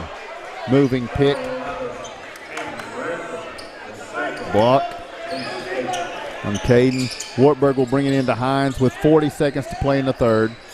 Oneida led by 15 at the half, and now here's a steal for Jacob Perry. Perry down court, going to lay it up. It rolls off the iron, no good. Rebound, Shoemaker tries to go back up. It was blocked. He gets it out to Caden Rector for 3. Good. Caden Rector for 3. He's got 9. Back the other way, Tanner Johnson fouled by Hayden Bronner. Pretty sure, yep. Hayden kind of reached in. That's his 4th. 51-30. 20 seconds to play in the third. And the free throw from Tanner Johnson. First one's good. Coach King very pleased with Xavier Shoemaker's offensive board, and now we just lost the scoreboard. The Shoemaker hadn't played many minutes tonight, but he's got 6 rebounds in a very limited amount of time. All right, they pulled it back up.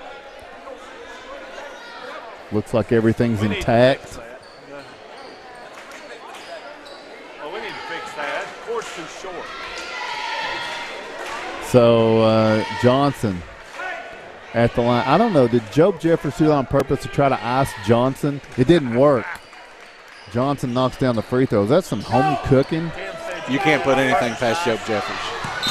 And then Oneida tries to bring it in deep down court, and they throw it into the rafters and really had a shaky look at the light fixture there. Yeah, 2 of them are now out. And Wartburg will bring it in under their basket. They trail by 19. Inbounds, Landon Quinney for 3. No good. Rebound, Shoemaker quickly out ahead to Sam Bell, who gives it to Perry. He'll drive the baseline. His shot blocked. Oh, and Brandstetter says something to him, and then a technical. Let's see what happened here. The foul is on Brandstetter. Oh, and a technical on both of them. Brandstetter, that's going to be his 5th. That was his 4th foul, and then the technical is his 5th. Jacob Perry, that'll be his 4th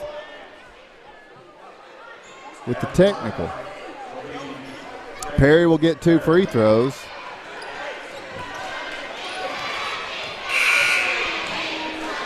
.1 seconds to play in the third. 19-point game. I'm still looking at that light fixture swinging. It's cliche to say you're shooting the lights out, but I don't think I've ever heard of passing the lights out. Ben, you've been around Kevin too long. That sounded like something he would say. We got Jacob Perry's first free throw. I did catch that as soon as I said it. I was thinking the same thing. Man, Mark, get back here. I'm kidding. No. Perry's going to try to extend it to 20. Free throw's good. I'm prettier than Kevin, though, so I got that going for me. It's 52-32. Jacob Perry, yes. They charged him with the technical. He's got 4 fouls. Now, here the other way, Tanner Johnson's shot no good. Rebound Sam Bell with 2. 1 second. They're going to say he stepped out of bounds with 0.1 seconds. There's not even time for a catch and shoot here. You got to just tap it back up and in. Tanner Johnson, it's tapped back up, but it's not in. End of the third quarter of play. We take the break with your score. It's Oneida 52, Wartburg 32. South Fork Physical Therapy is proud to support the Scott High Highlanders and the Oneida Indians. With offices in both Huntsville and Oneida, one of our 6 doctors of physical therapy are always close by. We regularly treat back and neck pain, general sprains and strains, vertigo or dizziness, TMJ disorders, as well as post-operative patients. We accept all insurances and flexible payment plans are available. At South Fork Physical Therapy, we strive to make your experience accessible, affordable, and enjoyable. A responsible local bank must branch out into the community it serves. At First National Bank, we realize a community bank must be a strong partner with the community. That's why First National Bank doesn't have branches, but roots that are deeply embedded in the fundamentals and foundations set forth in the past, with a vision for fostering the potential for the future. Since 1904, First National Bank has had only one focus: you. First National Bank. Your family, your future, your bank. Member FDIC.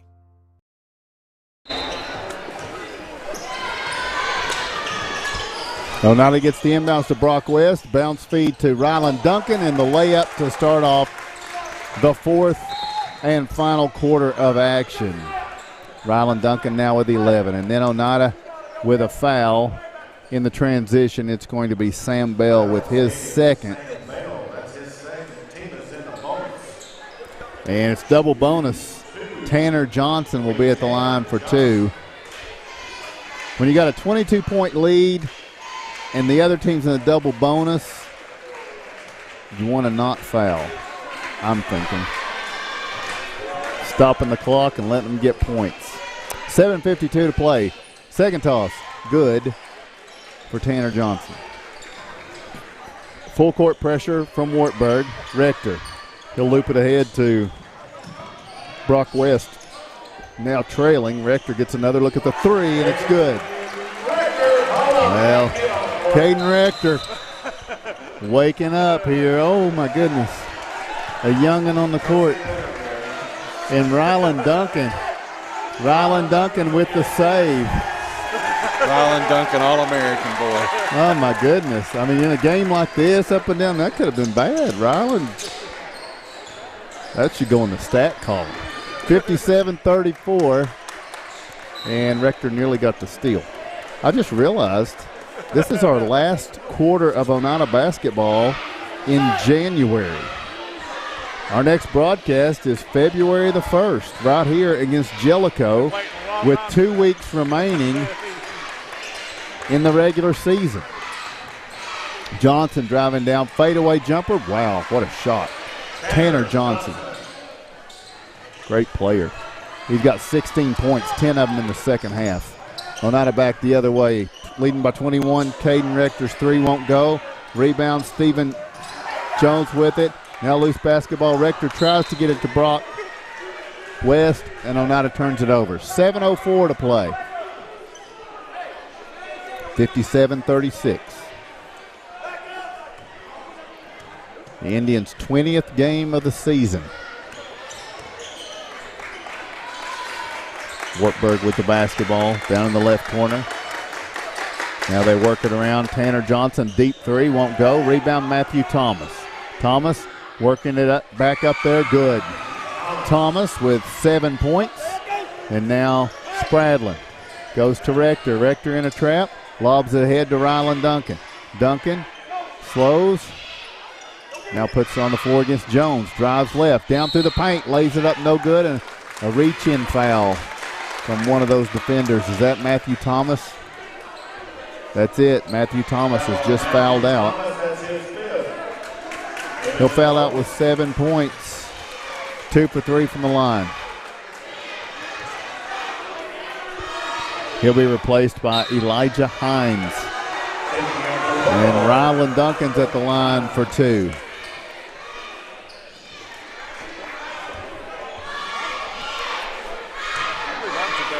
First free throw for Ryland Duncan. It's on the way. Good. 6:29 to play. And a 20-point lead for the Indians. Second toss. Duncan good. So Ryland knocks them both down. And he has 13 points in the game. Now the other way after a block, it's going to be Rector to Zeb Spradlin for the lay-in good. Spradlin with 8. Oneida leads 61-38, a 23-point lead. Back the other way, Landon Quinney with the basketball to Caleb Quinney on the right side. He'll get into the paint, pulls up for the hanging jumper, good. Caleb Quinney's first points of the contest. And now a timeout for Oneida. We'll take the same. Your score with 5:56 to play, it's Oneida 61, Wartburg 40. Lumber King in Oneida, Tennessee is the region's one-stop shop for everything a DIYer might need. Carhartt apparel, rugged clothing that works as hard as you do. Lumber King Rental Center, a home for not only tools that a construction site might need, but heavy equipment that can get the hardest jobs done in no time. Here at Lumber King, we carry all of the essentials. Let us be your #1 source for everything construction. You can visit us at 20359 Alberta Street in Oneida, Tennessee. Because at Lumber King, we deliver.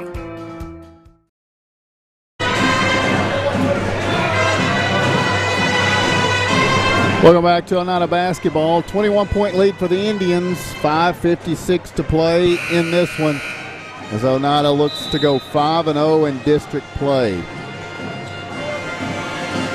Remaining for the Indians next week, it will be Jellicoe at home at Wartburg for the Indians.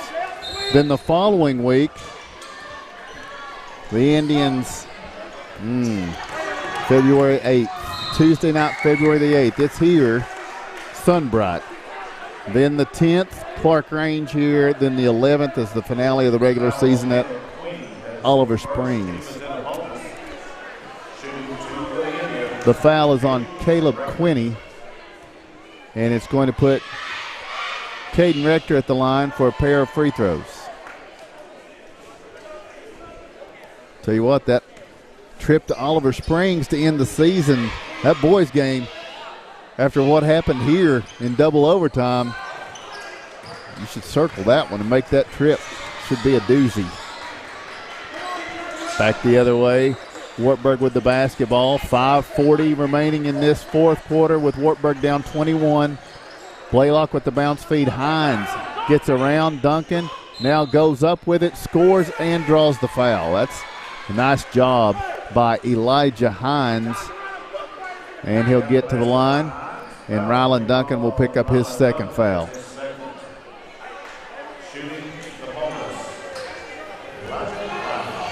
Hines eyes the mark for the free throw, and it is good.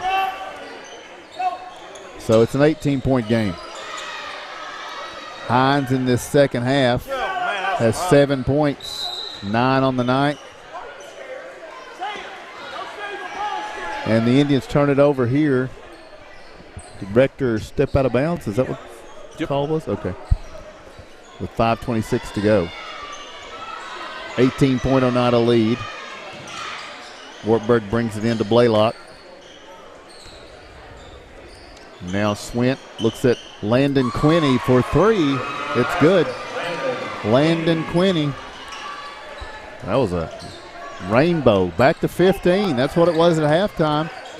And now Rector's in a trap, needing help. He tries to get it out of there, and Hines comes up with a loose basketball. 5 minutes to go. Here's Wartburg driving down. Hines can't get a shot off, though, and it goes trickling out of bounds and back to the Indians.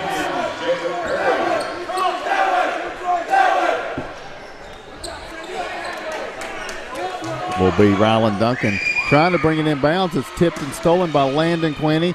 He pitches it to Hines, and he traveled with it. Oh, goodness. Wartburg's had a couple of opportunities there for buckets. Just couldn't make the connection. And now Oneida will bring it into Ryland Duncan. He's trapped in rear court. Gets it back to Caden Rector. And now Rector trying to diagnose this pressure. A lot of time here. Perry does not make it into front court before the 10-second call.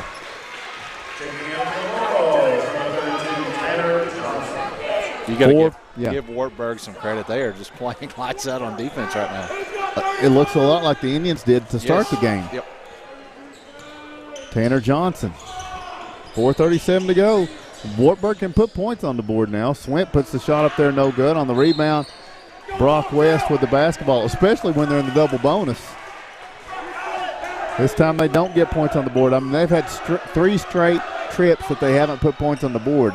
If they could have just got 2s there, it would be interesting. It would be a single-digit game with 4:20 to go.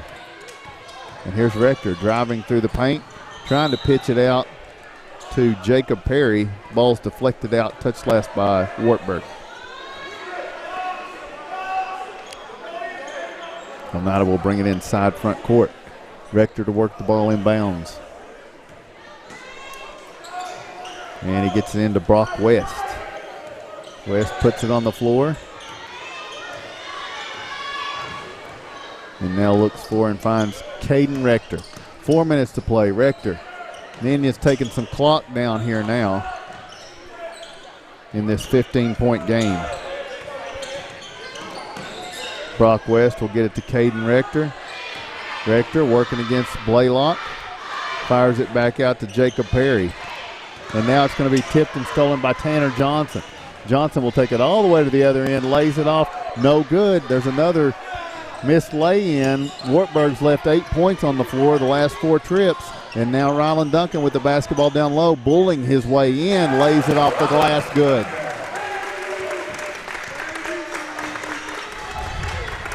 Back the other way, Tanner Johnson for 2. Shot won't fall. The follow by Landon Quinney won't go. The rebound is going to be Jacob Perry with 3:15 and ticking.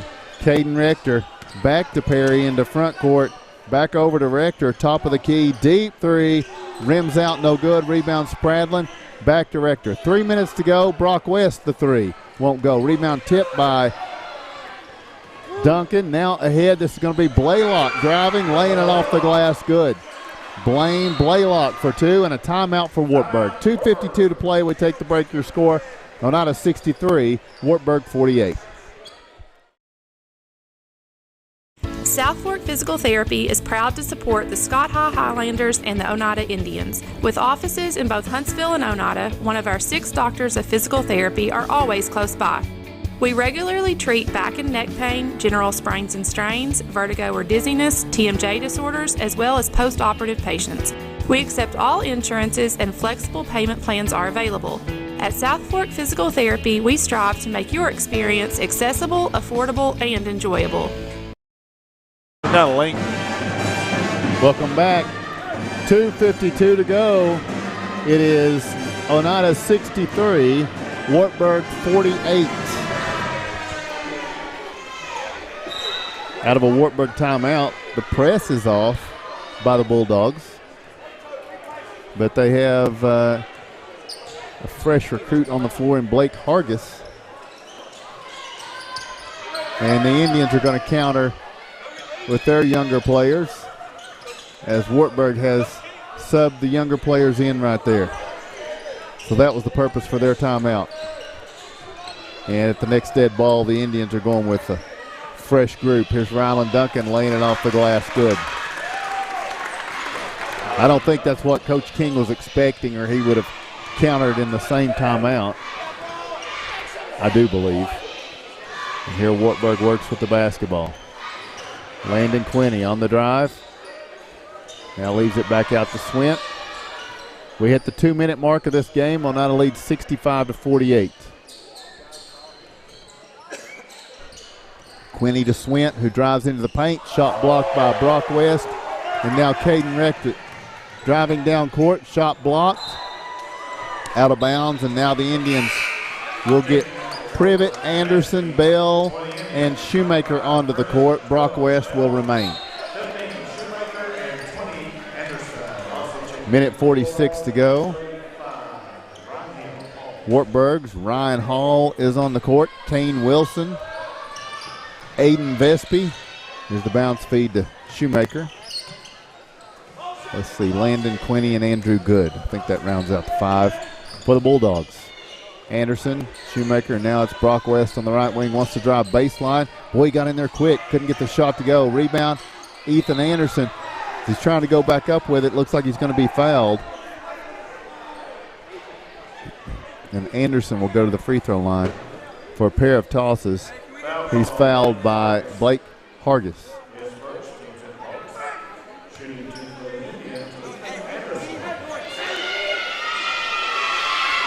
First free throw from Ethan won't go.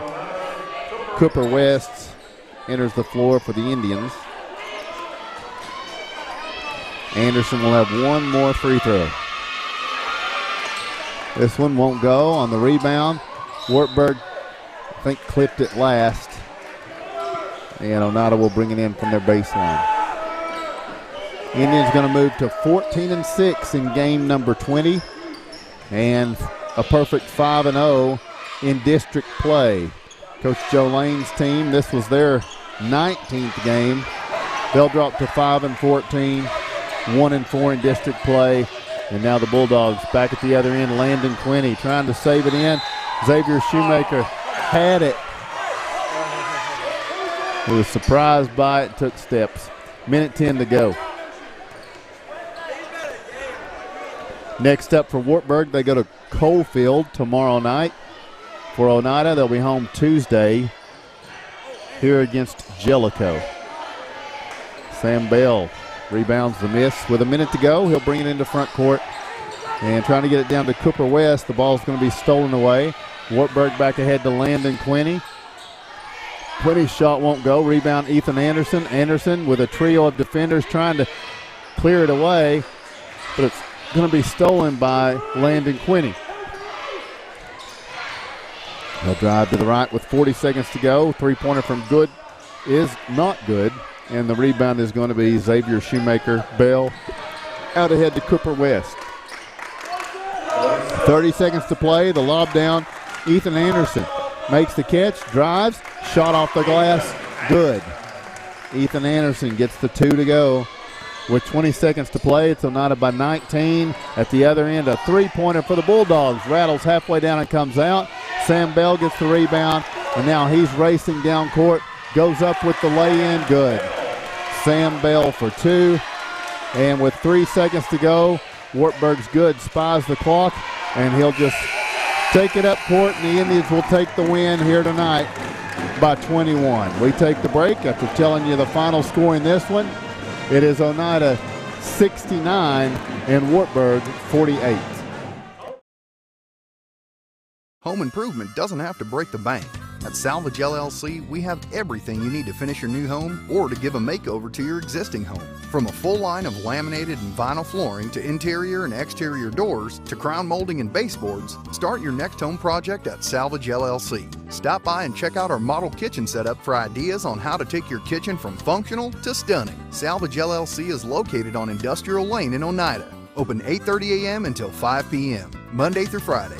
Find us online at salvagellc.net.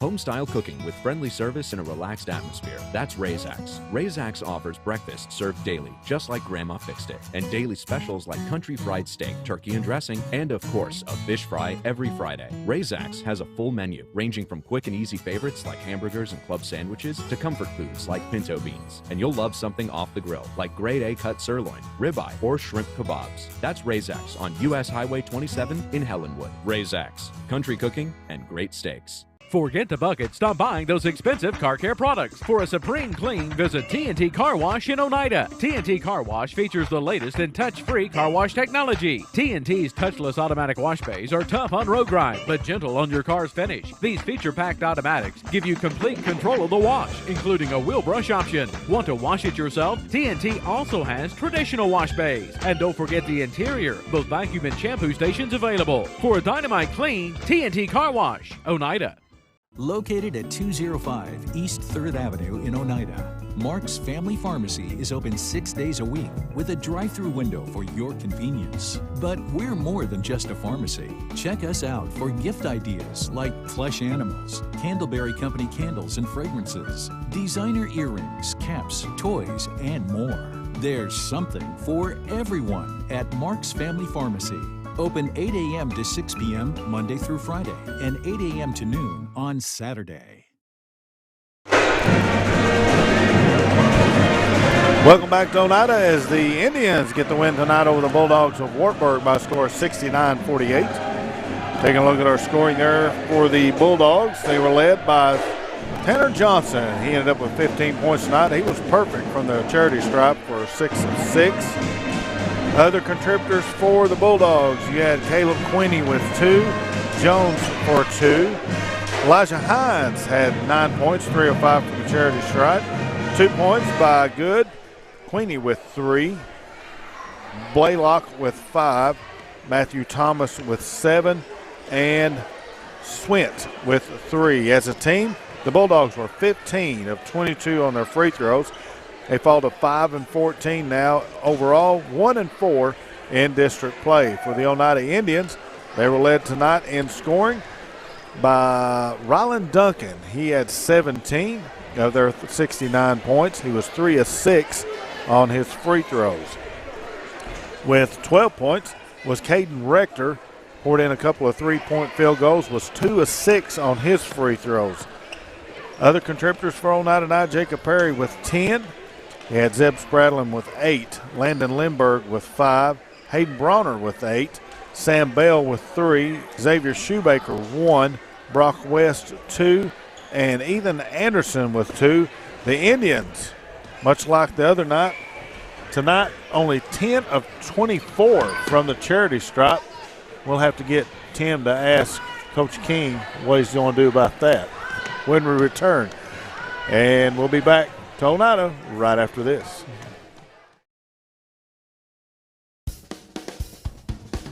Banking is easier at United Cumberland Bank.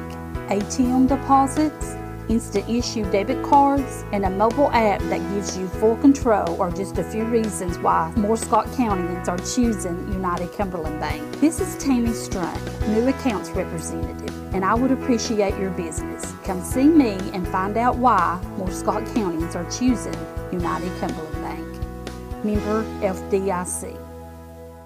Forget the bucket. Stop buying those expensive car care products. For a supreme clean, visit T&T Car Wash in Oneida. T&T Car Wash features the latest in touch-free car wash technology. T&T's touchless automatic wash bays are tough on road grime, but gentle on your car's finish. These feature-packed automatics give you complete control of the wash, including a wheel brush option. Want to wash it yourself? T&T also has traditional wash bays. And don't forget the interior, both vacuum and shampoo stations available. For a dynamite clean, T&T Car Wash, Oneida. A responsible local bank must branch out into the community it serves. At First National Bank, we realize a community bank must be a strong partner with the community. That's why First National Bank doesn't have branches, but roots that are deeply embedded in the fundamentals and foundations set forth in the past, with a vision for fostering the potential for the future. Since 1904, First National Bank has had only one focus: you. First National Bank. Your family, your future, your bank. Member FDIC. El Rey is Scott County's home for great Mexican flavor. Located in Oneida Plaza, we're just up the sidewalk from Walmart. From our fresh chips that are made daily to our chicken or beef fajitas that are big enough to share, El Rey uses the freshest ingredients to serve authentic Mexican dishes that will be a hit with the entire family. Stop in before the game on Friday or pop in on Saturday and watch college football on one of nearly a dozen screens while you eat. That's El Rey Azteca, open until 9 p.m. Sunday through Thursday and 10 p.m. on weekends. I'm not coming back. Welcome back. Coach Jacob King joins us now. Coach, Indians have played 20 games now. You're 14-6, 5-0 in district play, the most important part.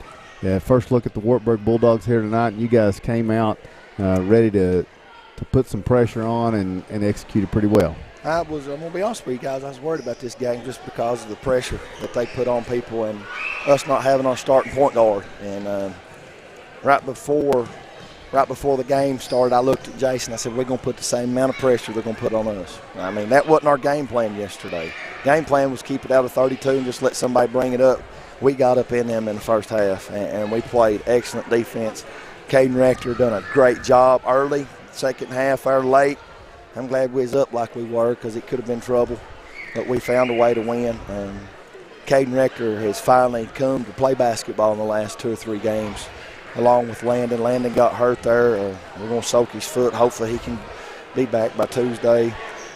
But, people had to step up, and I thought Brock West done a great job defensively, played hard. Sam Bell played hard. Hayden Bronner does his thing. Ryland played with some intensity. Zeb played well. I mean, they all played well. But I'm really happy Caden is getting confident because he's taking that 3 without even thinking about it now. And but what I was more impressed was with our defense. Johnson still had 15, but, man, he's been getting 25 and 30. I thought we done a good job on him. We got to learn how to play full court man-to-man without fouling. I think out of their 7 free throws points they had in the first half, 5 of them was from 1-and-1s. And we got to do a better job of playing defense without fouling. Now, also, it was a pretty intense game, physical game tonight, and it could have teetered on, frustration. But you guys, I thought both teams actually kept their head pretty well. I mean, there was a couple times when I thought, something's going to happen here, but they kept it down. You had the double technical, but that was nothing major, I don't think. And Jacob needs to know that he just needs to turn around, walk away, don't give the ref no reason, even if he didn't say nothing. And I think what he done was kind of maybe taunted the kid for getting the technical, and he got one too. And if he did, he deserved it. You know what I mean? But yeah, we played to the end. I thought, and I'm proud of these young men because I tell you, I didn't know what to expect. This game worried me. I challenged my guys that this was the biggest game of the year, and it was. Playing without your starting point guard and going 2-0 this week, and they're hanging on my rim down there. I wish I could have some administrators get them off of it. That'd be all right. But anyway, we got to get healthy. That's the main thing. Mason goes back to the doctor tomorrow, hopefully maybe next week. I'm not counting the Jellicoe game. I hope we can have him back next Friday for down at Wartburg. If he's not 90% Tuesday, I probably won't play him. He's got to be 90% or better. And his folks have talked about that. But we got to get Landon. Got to get Landon's ankle better, and we'll try to do that. And I'm proud of these young men. Thank you for what you do. Thank you, Ben, for starting this up, getting it out there for our players, that grandparents and people that don't live from here can get on and watch their family members play. It's a great thing.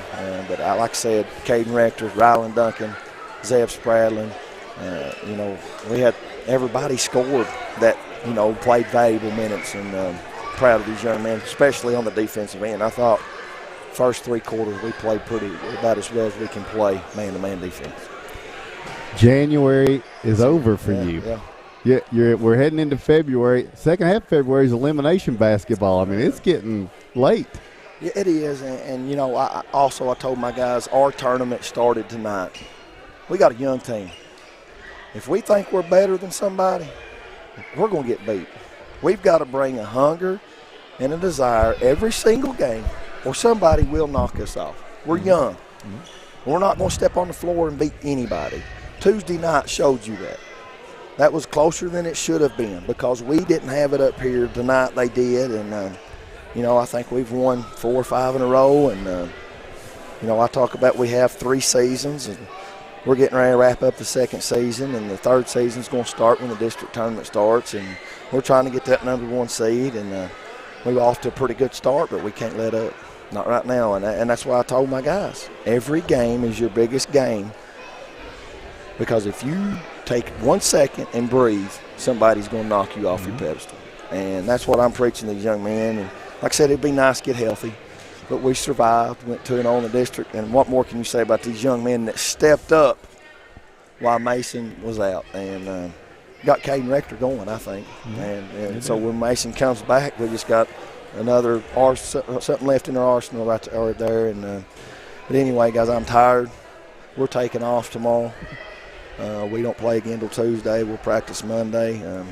Does anybody know how the middle school boys and girls done? At halftime, Ben's probably got that, but at halftime the boys was up 36-17. The girls won 44-22. Well, congratulations to them, and I'll try to get out and go down there and watch them Monday if they're still playing. But anyway, guys, I'm going to get out of here. If you got any more questions.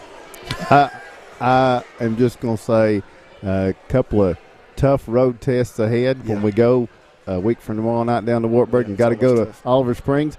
It's going to be a fun couple of weeks. It is. And yep. We need that challenge. And, playing on Wartburg's floor, that's where the district tournament is. Get a game in down there. And hopefully we got Mason back and we're full strength. But before I let this go, Mark, we're doing pretty good without you, bud. I don't know if we need you. No, I'm kidding. I'm not kidding, Mark. Man, hey, Mark knows I love him. I'm kidding with him. I miss him. I want to thank my Lord and Savior as always. Thank little Ethan right there, guys. That's a young man. Ethan Hicks. Ethan Hicks. That's a young man that I had an extra travel suit, went and found him at school. It made his day. And then I sent him out in the hall today, and he's all dressed up like the guys. I said, you want to come sit on the bench tonight? And he said, yes, Coach. And just give him – that made his day. Oh, yeah. You know what I mean? And I've got a heart for young men like that and children like that. And anyway, thank my Lord and Savior. Thank that young man for being a part, and thank you for what you do. And we'll see you Tuesday. We will. All right, see you. All right.